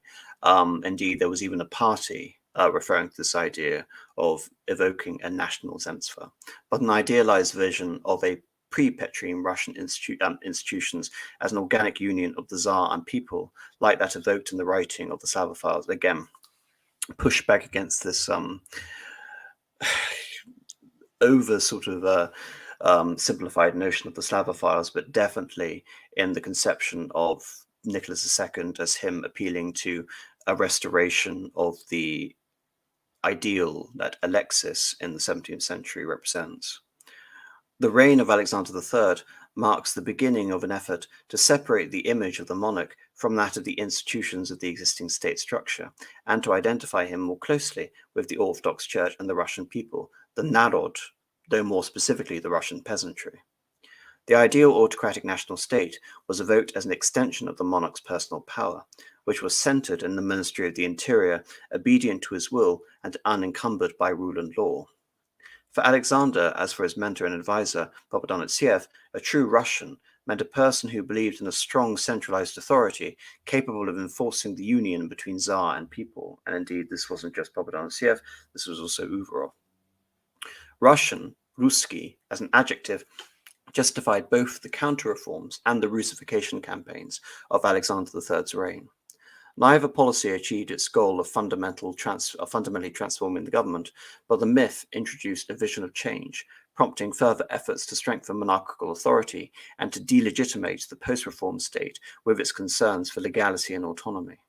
And again, I push back against this idea of the post-reform state as a radical opposition in terms of Alexander III. Like I said, Loris Melikov was supported by Alexander III up until the assassination.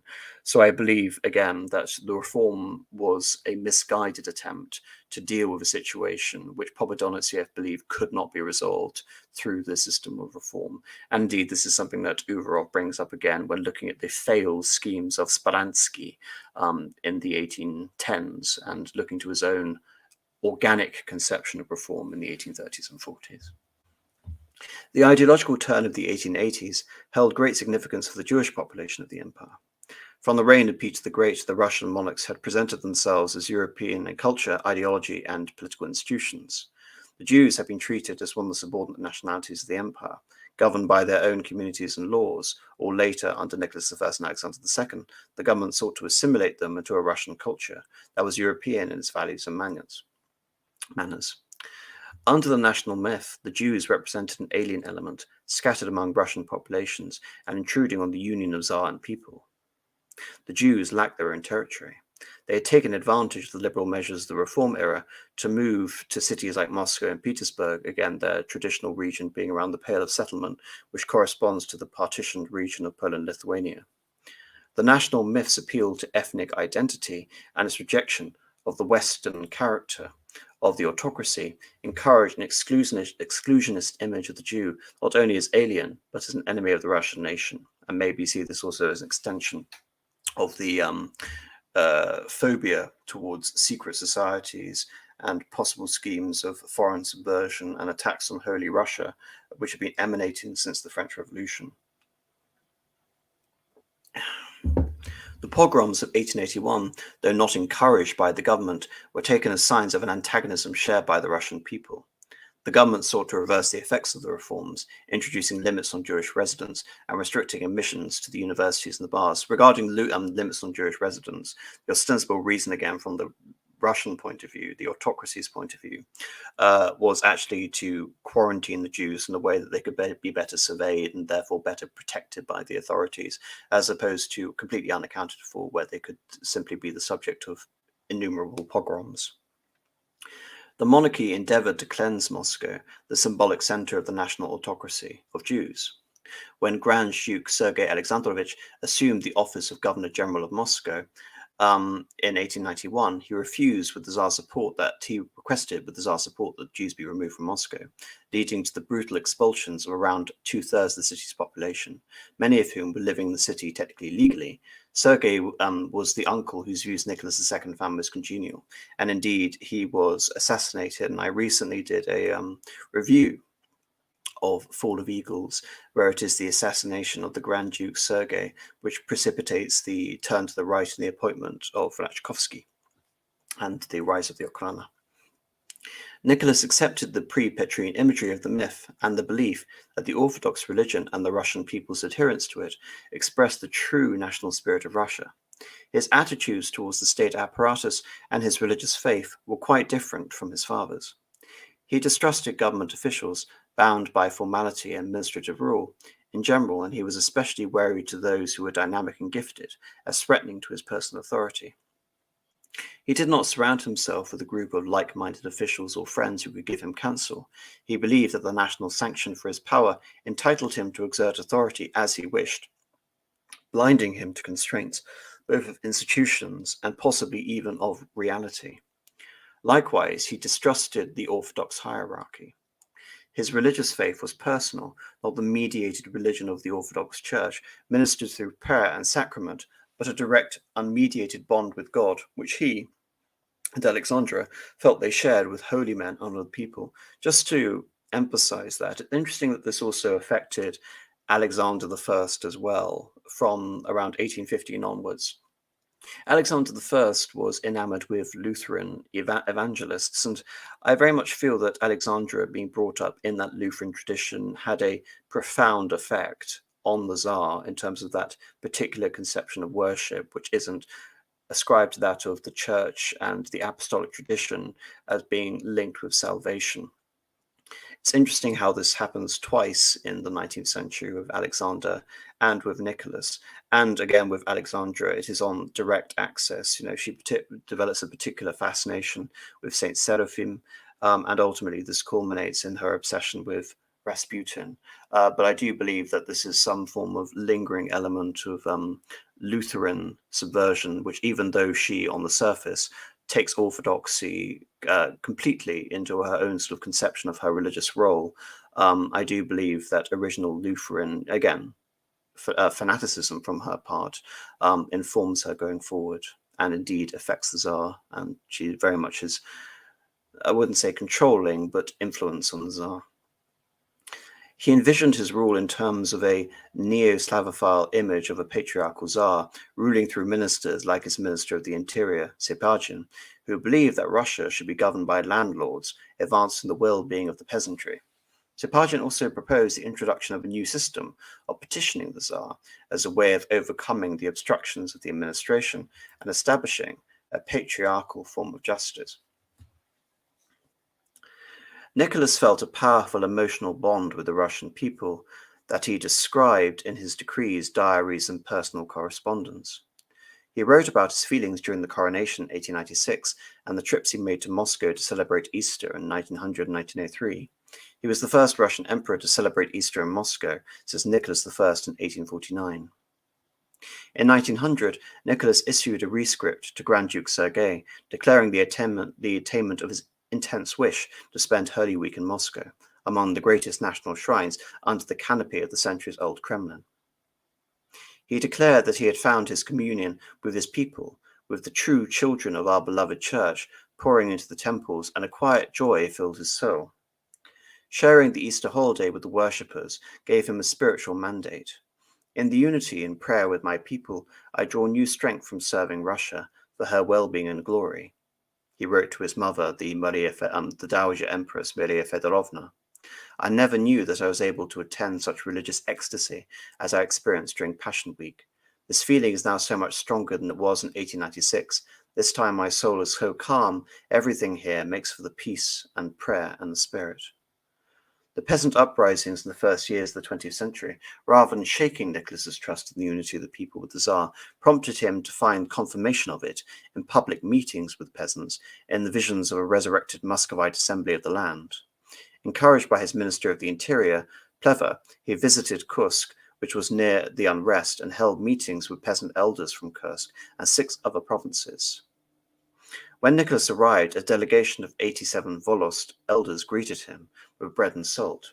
With Plever at his side, the Tsar threatened punishment for those who disobeyed, but promised his own attention to the peasants' well-being. Nicholas understood those meetings in terms of his scenario as expressions of his particular personal and spiritual bond with the peasants. In a letter to Alexandra, he wrote that the speech to the peasants went off well because it was much easier to talk to simple people. We are in a very elevated and cheerful frame of mind. We ourselves have constantly wanted to go to the interior of our native lands, but the circumstances have prevented it. In future, I hope that such trips will follow one after another. Nicholas's sense of his national religious mission grew stronger during the next year. In 1903, he made another Easter visit to Moscow, where he again felt a great spiritual uplift. In July, he traveled to Sarov for the highly publicized canonization of Seraphim of Sarov. Seraphim, the abbot of the monastery at Sarov in Tampa province, was an early 19th century starets, or elder, known for his holy life, his visions, and his power of curing and prophecy. And again, Rasputin was one of these starets as well. Thousands of worshippers gathered for the event. Nicholas and the Grand Dukes carried the remains of Seraphim around the Assumption Cathedral before a large crowd of worshippers during the entire procession. Nicholas wrote in his diary, "We carried the coffin on a stretcher. It created a tremendous impression to see how the people, and especially sick cripples and the unfortunate, regarded the procession of the cross. The moment when the beatification began and the kissing of the remains were most solemn." The next day he wrote, the procession of the cross was yesterday, but with the coffin open, the elevation of the spirit was enormous." After Sarov, Mosov recalled the word Tsar and people followed each other directly in many of the Tsar's statements, and Nicholas increasingly looked upon them as half-grown youths. He felt a desire to come close to them, to show physical affection to the people he loved, but he was prevented by the size of the crowds and fear of another Kadika, the tragic massacre following his coronation. Nicholas regarded the relationship between him and the peasantry as a spiritual bonding between likes rather than the attraction of opposites. The mutual veneration of Seraphim exemplified this supposedly shared faith. Instead of rehearsing the complex discussions, concessions, repressions that ensued during the revolution itself, it's now time to focus on Nicholas's views and his own conception of how to reconcile the new system with autocracy. Throughout the revolution, he clearly demonstrated his belief that he had not forsaken his office as sovereign. This was evident in the pre-Petrine imagery that he and his advisors invoked that derived sovereignty from God and the wishes of the Russian people. It was also manifest in his close watch over his ministers, who fulfilled his dictates even while they shielded him from open responsibility. The myth defied and excluded contradictory evidence. Neither military defeat nor almost universal opposition could shake his conviction, quite the contrary. He attributed the widespread violence and demands for social and political change to the influence of foreigners, revolutionary and Jews. The Ustoi, the foundations of Russia, remained impermeable and needed only ruthless retribution to be saved. In the first meeting with the Tsar, Peter Svятopolk-Mirski aptly described the situation. "The condition of things has become so aggravated that one may consider the government to be in a state of enmity with Russia. It is necessary to make peace." Mirski accepted the position of Minister of the Interior on condition that the Tsar announce a program of reforms, including civil liberties and a limited degree of participation in the enactment of legislation. He also argued for the need to win the support of society, the so-called Obshejevo. He tried to show that the participation of elected representatives from the Zvenstva and the major city dumas in governmental decisions was compatible with autocracy. The Tsar would retain the right to change the administrative order. The representatives would help him and the government formulate plans to increase legality in the Senate and other state institutions, and to reform and democratize and extend the Zemstva. Nicholas promised him full support, but he conceived political reform in the context of his vision of the 17th century Rus. He proposed an assembly of the land which could express his direct bond with the people and circumvent society. This remained Nicholas's idea fixe During and after 1905, the image of the Zemsky Sobor, the land assembly, allowed him to retain absolute power while presumably heeding to the wishes of the people. He would also remain sovereign, regardless of institutional changes. Interesting to note also that the Zemsky Sobor was introduced with the reign of Ivan IV, so Tsarist autocracy, the Tsarist state itself, and the land assembly all coming in at the same time. Of course, the Zemsky Sobor was summoned to elect the first Romanov Tsar, Mikhail, and of course it was disbanded as part of the reforms of Peter the Great in the late 17th and early 18th century. Under the blows of Bloody Sunday, the concern about foreign loans and the lack of confidence in the loyalty of the army, Nicholas relented once more and accepted the principle of popular participation, but cast in the form of an assembly of the land. This would be a national assembly that represented the people without imposing institutional limitations or elevating the leaders of society. Nicholas had to hearken to the people's voice before Rus loses faith in its God-given Tsar, in his force and his might. He would summon elected representatives from all the states of the Russian land. In a rescript of February the 18th, 1905, to his new Ministry of the Interior, Bulgin, who had replaced Mirsky, it was announced his wish to assemble the worthiest people to head a commission to draft plans for a representative institution. He declared his views before a delegation of 14 Svenska workers that he received at Peterhof on June the 6th. Nicholas declared, "Let there be, as there was of old, that unity between the Tsar and all the Rus, the meeting between me and the people of the land that forms the basis of the system, resting on a unique system of Russian principles." In the complex formulation of an election law, Nicholas, the Grand Duke Vladimir, and even Popadonostsev worked to ensure a substantial representation of the peasantry. The conference introduced a provision guaranteeing the peasants at least 51 deputies.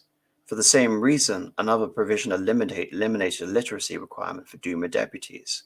This part of the Bulgin project was to be carried as a result of the law of December 11, 1905, which would govern the elections to the State Duma. Most of the urban population, including the entire working class, was left without a franchise. Furthermore, the Duma would have only a consultative voice. It would pass on all legislation, but the government would issue laws without its approval if it had gained the consent of the State Council, which remained an entirely appointed body. And here, if we're going to come up with some sort of comparison, I see the system of ranks and the election by lot, the election by rank, and the whole notion of an assembly which is there to consult as opposed to initiate legislation or usurp the reins of government, is a system that we see in Austria in the middle of the 19th century, before the increasing democratization and indeed introduction of universal suffrage. Nicholas considered that the new institutions would make known the needs of the people, did not conflict with the principles of autocratic power. In his manifesto of August 3, 1905, Nicholas expressed the hope that the deputies would justify his confidence and they would render unto us useful and zealous assistance in our toils for the sake of our common mother Russia, to uphold the unity, security, and greatness of the state, as well as national order and prosperity. He clearly felt confident that the project did not jeopardize his absolute power.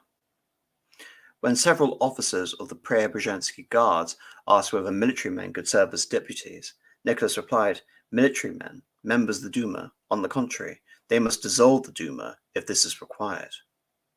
The plan convinced the leaders of the liberation movement that they could no longer count on major reforms by personal appeals to the Tsar. They increasingly sought democratic support among the urban workers and the peasants. The strike movement continued, culminating in a great series of general strikes in late 1905, where Nicholas offered the October Manifesto, drafted under the guidance of the liberal Sergei Witte, which promised the establishment of the State Duma, elected by all classes of the population, without whose agreement no law could take effect. The manifesto also granted basic civil liberties, personal inviolability, freedom of religion, speech, assembly, and association. On the same day, Nicholas appointed a cabinet headed by Witte, Russia's first technical prime minister, who will be accountable to the Tsar. The manifesto brought general rejoicing at what society regarded as the end of absolute monarchy. It brought a loosening of previous restrictions on Jews, who again began to flow into the universities and again were admitted to the bar in significant numbers and practicing law, obviously. It is clear, however, that Nicholas believed that the very issuing of the manifesto was a confirmation of autocratic authority. His reasoning came out in disagreement over the form of the announcement of the concessions would take. Ritter had urged Nicholas merely to declare that he had asked him as Prime Minister to formulate the projects for the new institutions and to leave the details for him to work out. In this way, he argued, the Tsar would not bind himself to the promises. However, Andrew Werner has persuasively argued that such a measure would make it seem that the reform came from state officials, representing a break from the old system of personal rule of the Tsar. Nicholas insisted on a manifesto which made it clear that the reform was the Tsar's grant for the benefit of the people. In this way, he denied a break between the autocracy and the new order. He appeared as the founder of a new system, and having found it, clearly felt himself entitled to change it or renounce it, should he so wish. In April of 1906, shortly before the elections, deliberations began on new fundamental laws to formalize the reforms in the state system introduced since October. The question arose in terms of the definitions of the monarch's power in Article 1 of the fundamental laws as autocratic and unlimited.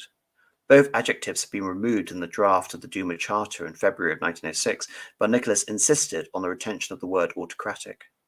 By the April conference, Nicholas wanted the word unlimited restored as well. He had been convinced by the ebbing of the revolution and the campaign of letters and telegrams organized by those opposed to the October Manifesto and the government and the far-right parties. He described the touching feelings of loyal subjects, together with the plea not to limit my power, reproach. Nicholas declared that the conference would come from the so-called educated element, the proletarians, the third element, the professionals who staff the administration of the Svenska, the local institutions of self-government. But I am certain that 80% of the Russian people will be with me.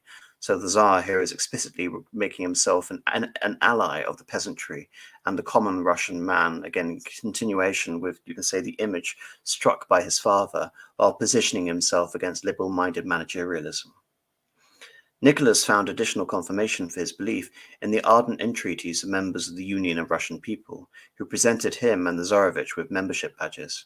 At the presentation, Nicholas accepted the badges with thanks and declared, "The burden of power placed upon me in the Moscow Kremlin, I will bear myself, and I am certain that the Russian people will help me. I will be accountable for my authority before God." A member delivered a speech declaring that the Tsar should not trust men put forward by the Masons and others who depend on aliens. The Russian word "inodzi," the legal category for Jews at the time. The Russian people had crossed themselves before the Tsar, and the Tsar should rely on the Russian people. No gates of hell will overcome the Russian Tsar, surrounded by his people, the Tsar replied. Yes, I believe that with your help, I and the Russian people will succeed in defeating the enemies of Russia. Nicholas insisted on the old definition of unlimited and autocratic, because he believed that the new representative institutions in no way constrained his right to dispense with them if he so wished. The officials of the special conference thought otherwise, observing that the new institutions did limit the Tsar's power. Nicholas relented on the term unlimited, but autocratic remained in the fundamental laws. However, autocratic had one meaning for the leading state officials, another for the Tsar. For them, it meant that the Tsar received his power from God and his forebears. For him, it meant that he remained sovereign, that he retained the primary legislative authority that allowed him to issue the October Manifesto, that he was the creator of the new institutions, and he alone could change them. The fundamental laws tried to ensure that the acts of the new state institutions would be governed by law, but the contradiction between autocratic and representative government persisted, and liberal jurists agreed that the new institutions left the basic principle of autocracy untouched. The fundamental laws could be changed only at the Tsar's initiative. Laws would be enacted by the Tsar with the participation of the Duma. In this sense, the Tsar remained sovereign, and the new fundamental law sustained Nicholas's belief in his autocratic power, while seeming to introduce a limited principle of rule of law. However, the results of the elections of the First State Duma immediately dispelled the illusions held by the Tsar of a supposedly conservative and monarchist peasantry.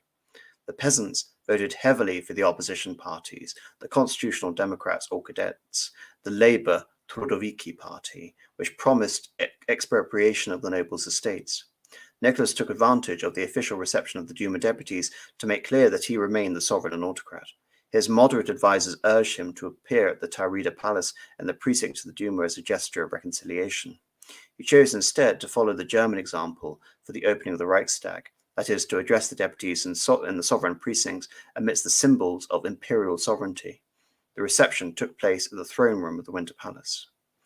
The ceremony impressed the deputies and the world with the distance between the autocracy, comprising the emperor, the imperial family, the members of the court and the officials in the state council, and the elected deputies of the Duma. On the right side of the hall stood the members of the state council, courtiers, generals wearing braid uniforms decorated with medals, and the ladies in the court in the delicate Russian dress and kokoshnik, tiaras worn at the higher state occasions. Assistant Minister Goroko of the Interior wrote, naively believing that the people's representatives, many of whom were peasants, would be awed by the splendor of the imperial court, the women of the imperial family, bedecked in jewels. While the right side was harmonious in its uniformity, the Duma deputies standing on the left represented a motley picture of the political and national diversity of the empire. Some of the liberal deputies dressed simply to make clear the identification with the common people. The English journalist Nevinson described a microcosm of the empire. Sturdy peasants in homespun cloth, one little Russian in brilliant purple with broad blue breeches, one Lithuanian Catholic bishop in violent robes, 3 Tatar mullahs with turbans and long grey cassocks, a Balkan peasant in white embroidered coat, 4 Orthodox monks with shaggy hair, a few ordinary gentlemen in evening dress, and the vast body of the elected in the clothes of every day. The Tsar himself, apart from both groups, entered into the formal imperial procession to the strains of God Save the Tsar. Masters of ceremony led with their maces. Behind them, the court officials carried the imperial regalia. Following them came 12 palace grenadiers, then the emperor, flanked by 2 empresses, and followed by the members of the imperial family. After entering, the Tsar kissed the Metropolitan of St. Petersburg, who then held a brief prayer service. He ascended the steps, sat upon the throne, which had been draped with the imperial mantle. It was said by the empress herself in artistic folds. The imperial crown and other items of regalia were visible on stools at his side. The scene was caught in photographs published in newspapers and leading periodicals, and a large painting that was publicly exhibited. The reception was staged to place the regalia at the focal point of the hall. Brought from Moscow for the occasion, the regalia confirmed the sacred source of the Tsar's authority from Moscow. Nicholas's speech to the Duma expressed his conviction that the assembly was an extension of the autocratic will, and its deputies were obliged to earn his confidence. Speaking down to the Duma, representative from the steps of the throne, he declared that Providence had moved him to summon elected deputies from the people to help in legislation. He expressed his trust in them both to clarify the needs of the peasantry and to advance the education and prosperity of the people. He admonished them that for these goals, not only freedom is necessary, but also order on the basis of law is necessary. He declared his intense desire to see my people happy and to bequeath to his son a legacy of a strong, well-ordered and enlightened state. He called upon God to bless his labors in union with the State Council and the State Duma. The speech received loud applause from the right of the hall and hostile silence from the left. Not only had Nicholas continued to speak of his people, but he had also failed to make a gesture of conciliation by issuing amnesty for political prisoners. The deputies returned to the Taurida Palace, where they drafted an indignant response. Later that day, Nicholas wrote in his diary that he had worked for a long time, but with a light heart after the successful completion of the ceremony. Meanwhile, Nicholas made sure that the ministers took brutal and effective measures of retribution. Under the close supervision of Minister of the Interior, Dunovo, the local administration was reorganized and governor generals were sent to respond to the insurrections. The Tsar exulted at the obliteration of the insurgent groups and the execution of the insurrectionary workers. In a letter to his mother, the bloody suppression of the Bolshevik armed uprising in December 1905, Nicholas expressed his relief and his expectation that the same tactic would be used elsewhere. Terror must be answered by terror. Now Witte himself had realized this. He instructed commanders not to negotiate or make concessions, but to retaliate and punish, that is, to annihilate on the spot. At the same time, he had remained convinced that the majority of the people remained personally loyal to him. Although he played no role in sponsoring the pogroms against the Jews, he regarded them approvingly as demonstrations that he and the common people shared an antipathy. He wrote to his mother that 9/10 of the troublemakers are Jews, and that people had turned against them violently for that reason. Nicholas also pressed the new Prime Minister, Peter Stolypin, to take most ruthless and least legal expedients against the oppositional movements. Abraham Asher had shown the Tsar's dominant role in the establishment of the field court martials, and the coup d'etat of 1907, both of which had carried Stolypin's name. On August 1906, a bomb went off in Stolypin's suburban villa, leaving 25 dead and Stolypin's son and daughter seriously injured. Nicholas instructed the Prime Minister to find ways to realize his inexorable desire to eradicate sedition and restore order. Fearing that the Tsar might choose to establish a dictatorship, Stolypin submitted a proposal for field court-martials to counter terrorism. And these were the Stolypin court-martials, and made in an effort to satisfy the demand by the Tsar for retribution.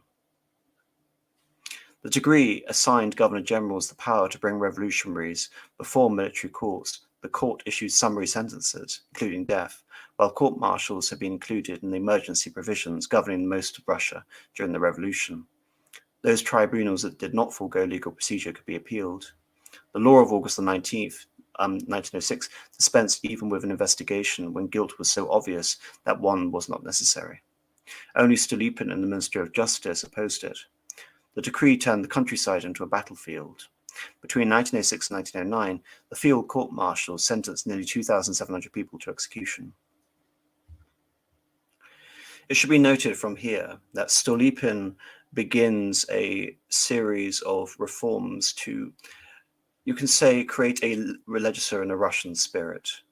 And this is why this is often referred to when Stolypin comes and he establishes the successive Dumas to the original Dumas, that we see a coup following from the revolution. The manifesto of June 3rd, 1907 is usually termed the Stolypin coup. But as Asher made clear, the Prime Minister had effectively been acting at the insistent prodding of the Emperor. Nicholas wrote to Stolypin that delay in dissolving the Dumas was intolerable. It is necessary to display decisiveness and firmness to Russia. There must not be delay, not 1 minute of hesitation. God favors the bold. In a decree of June 3rd announcing the dissolution of the Duma, Nicholas declared that he would continue to honor the rights granted by the October Manifesto, that would change only the means of summoning deputies from the people to the Duma. He insisted that the Duma, created for the strengthening of the Russian state, must be Russian in spirit as well, and whereas other nationalities should have deputies, they should not be able to decide what is ultimately questions of the purely Russian. These problems could not be decided by legislative means, but only by the authority giving the first law, the historic power of the Russian Tsar. The call for a legislature that was Russian in spirit meant in practice the sharp reduction in the representation of other nationalities, such as Poles, Tatars, Armenians, and the exclusion of deputies from the eastern borderlands, such as the Steppe and the Turkestan region. The change also gave substance to a central thrust of the national myth, identifying all those who resisted the monarch's power as not truly Russian, but enemies of the state. Nicholas's telegram to the Union of Russian People, which had campaigned for the Duma's dissolution and for a restoration of true autocracy, gives a sense of the future reality and vision for Russia. I am confident that now all the truly faithful and affectionate sons of the Russian homeland will unite still more closely, and as they continually increase their numbers, they will assist me in bringing about a peaceful renewal of our great and holy Russia, and in improving the goodly way of life for her people. So all in all, we begin talking about Rucification and the maintenance of autocracy. And despite the bungling, the humiliations, and the original manifesto published in October of 1905, by late 1907, the Duma has been brought to heel, and as we see during World War I, the Duma is effectively useless and only tentatively is able to provide some form of legitimate government when the Tsar abdicates. But as we can see, the Duma was not able to establish itself as an effective opposition to the Tsar, nor as an effective government in the aftermath of the Tsar's deposition in 1917, hence why that body ultimately ends up sharing power with the Petrograd Soviet. It's interesting, however, that this reconsolidation of Tsarist autocracy under Nicholas II, upholding the mantle of his father Alexander III, also coalesces with this idea of Russification and deciding matters which are purely Russian, and therefore creating a legislature that was Russian in spirit, i.e. a restoration of the land assembly, or the Zemsky Sobor. So albeit people like Sergei Witte and the liberals and indeed the urban proletariat had wished for an assembly that was effectively giving way for a constitutional assembly, in the pre-war period of Tsarist Russia, what has in effect been created is a body which has been split, reconvened, dissolved, and reformulated enough times where it is only tentatively acceptable to the Tsar. And in that sense, he is truly displaying that his power is autocratic, if not unlimited. Unlimited only is not unlimited only in the sense that he is bound by the constraints of reality. Now, I think that's a good point to end the conversation for today. Hopefully I've gone over what Russian autocracy, reaction, and Russification means during this period from the 1860s up until the pre-war. And I noticed we've had a couple of super chats, so I'll just read them. And bear in mind that we're going to be revisiting this topic on Sunday, not on Monday, in respect for the Queen's funeral. And we will be talking about the main sort of ideological impetus behind this reform, this reconsecration of Russia to autocracy. Konstantin Pobedantsev. Right, Cringe Walker for $10. My great-grandmother was a pale colonist in Carpathia. They were called Rusines. She ended up marrying into Eastern Catholicism. I think some ended up Okrana. I'll DM you their military photos sometimes. Some ended up, well, Rusines, Eastern Catholicism, that would have been in, no, it wouldn't have even been in Galicia, Lodomeria. That would have been in the lands of St. Stephen's. That would have been in Ukraine, that Ukrainian Hungary, which was then part of the Austro-Hungarian Empire. So I'll be interested to hear how the Okrana connection comes into that, but that's certainly an interesting history. Right. And thank you very much for the super chat. Polish ambassador for 10 Polish zlotys. Well, thank you for stealing what he sends another one again. Is he tricking me? Isn't he? Those damn Poles. I don't know who you're referring to, if you're referring to me again. Right. I'm not reading that. He probably isn't a real ambassador too. I have my doubts from the day one. I should do some Polish streams to confuse his schemes. I'm not sure what the end result is of this. I don't even know what to call it between you and me, Polish ambassador, but keep sending me money. I won't complain. John, not real name. You recognize the Queen. Well, yeah, she's not Catholic, she's not Jacobite, but she was an anointed monarch, nevertheless. So I don't really, unfortunately, have an option in that case, and so we'll observe the period of official mourning. Right, that's it for the super chats. Unless anyone has any sort of last minute sort of questions they want to throw my way. I'm sorry, by the way, about the telling people that, I'll read super chats the next time. I've never really been able to establish a reliable system where there is a part one, a lecture, and a part 2, which is a discussion. Indeed, I'm going to be abandoning that format from now on. Simply, it's too difficult to organize, unfortunately.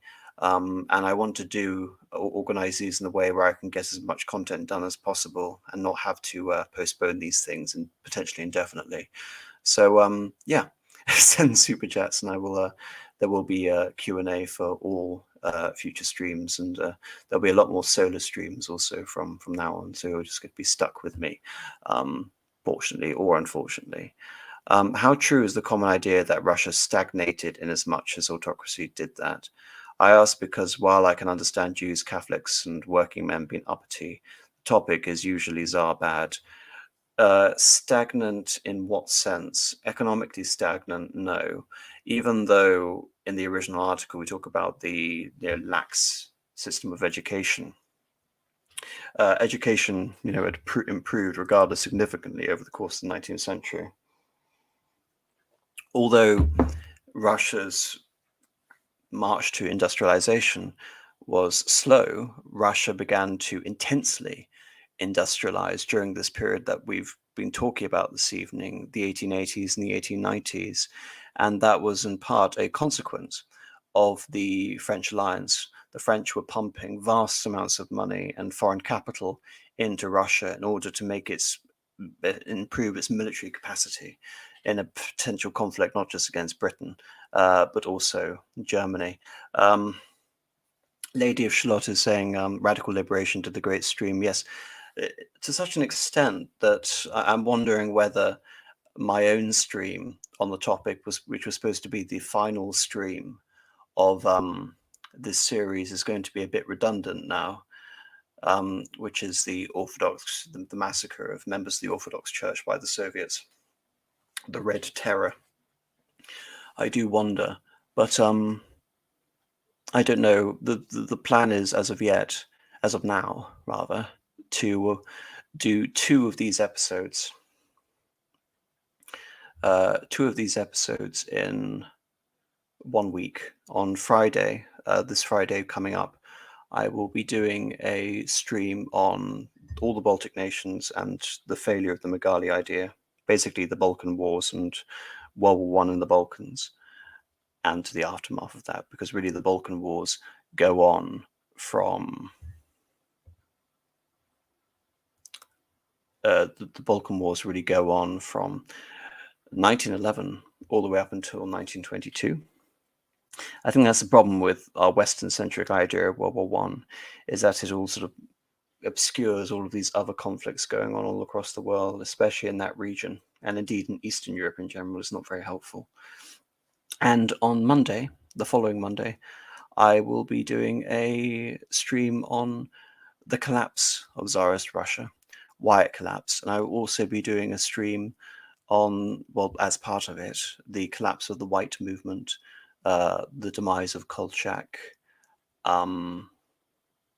Always with Honor, etc., and the residual elements of the Russian emigre movement after the Soviet period, or during the Soviet period, rather. So yes, that's all I have to say for this evening. Thank you very much, everyone, for listening. Bear in mind again that there will be a part 2 for this episode on Sunday, where Mr. Patriarch and I, at 9 p.m. London time, will be discussing the Reflections of a Russian Statement penned by Konstantin Popodonosyev. If you enjoyed this video, like and leave a comment. If you want to get the backlog of all the information on the channel, you can become a channel member on YouTube. I appreciate people who go over to Subscribestar and donate there, but you won't have access to the content. You need to become a member on YouTube in order to access the content. So I'll really be appreciative if you do become a channel member. Other than that, thank you and good night.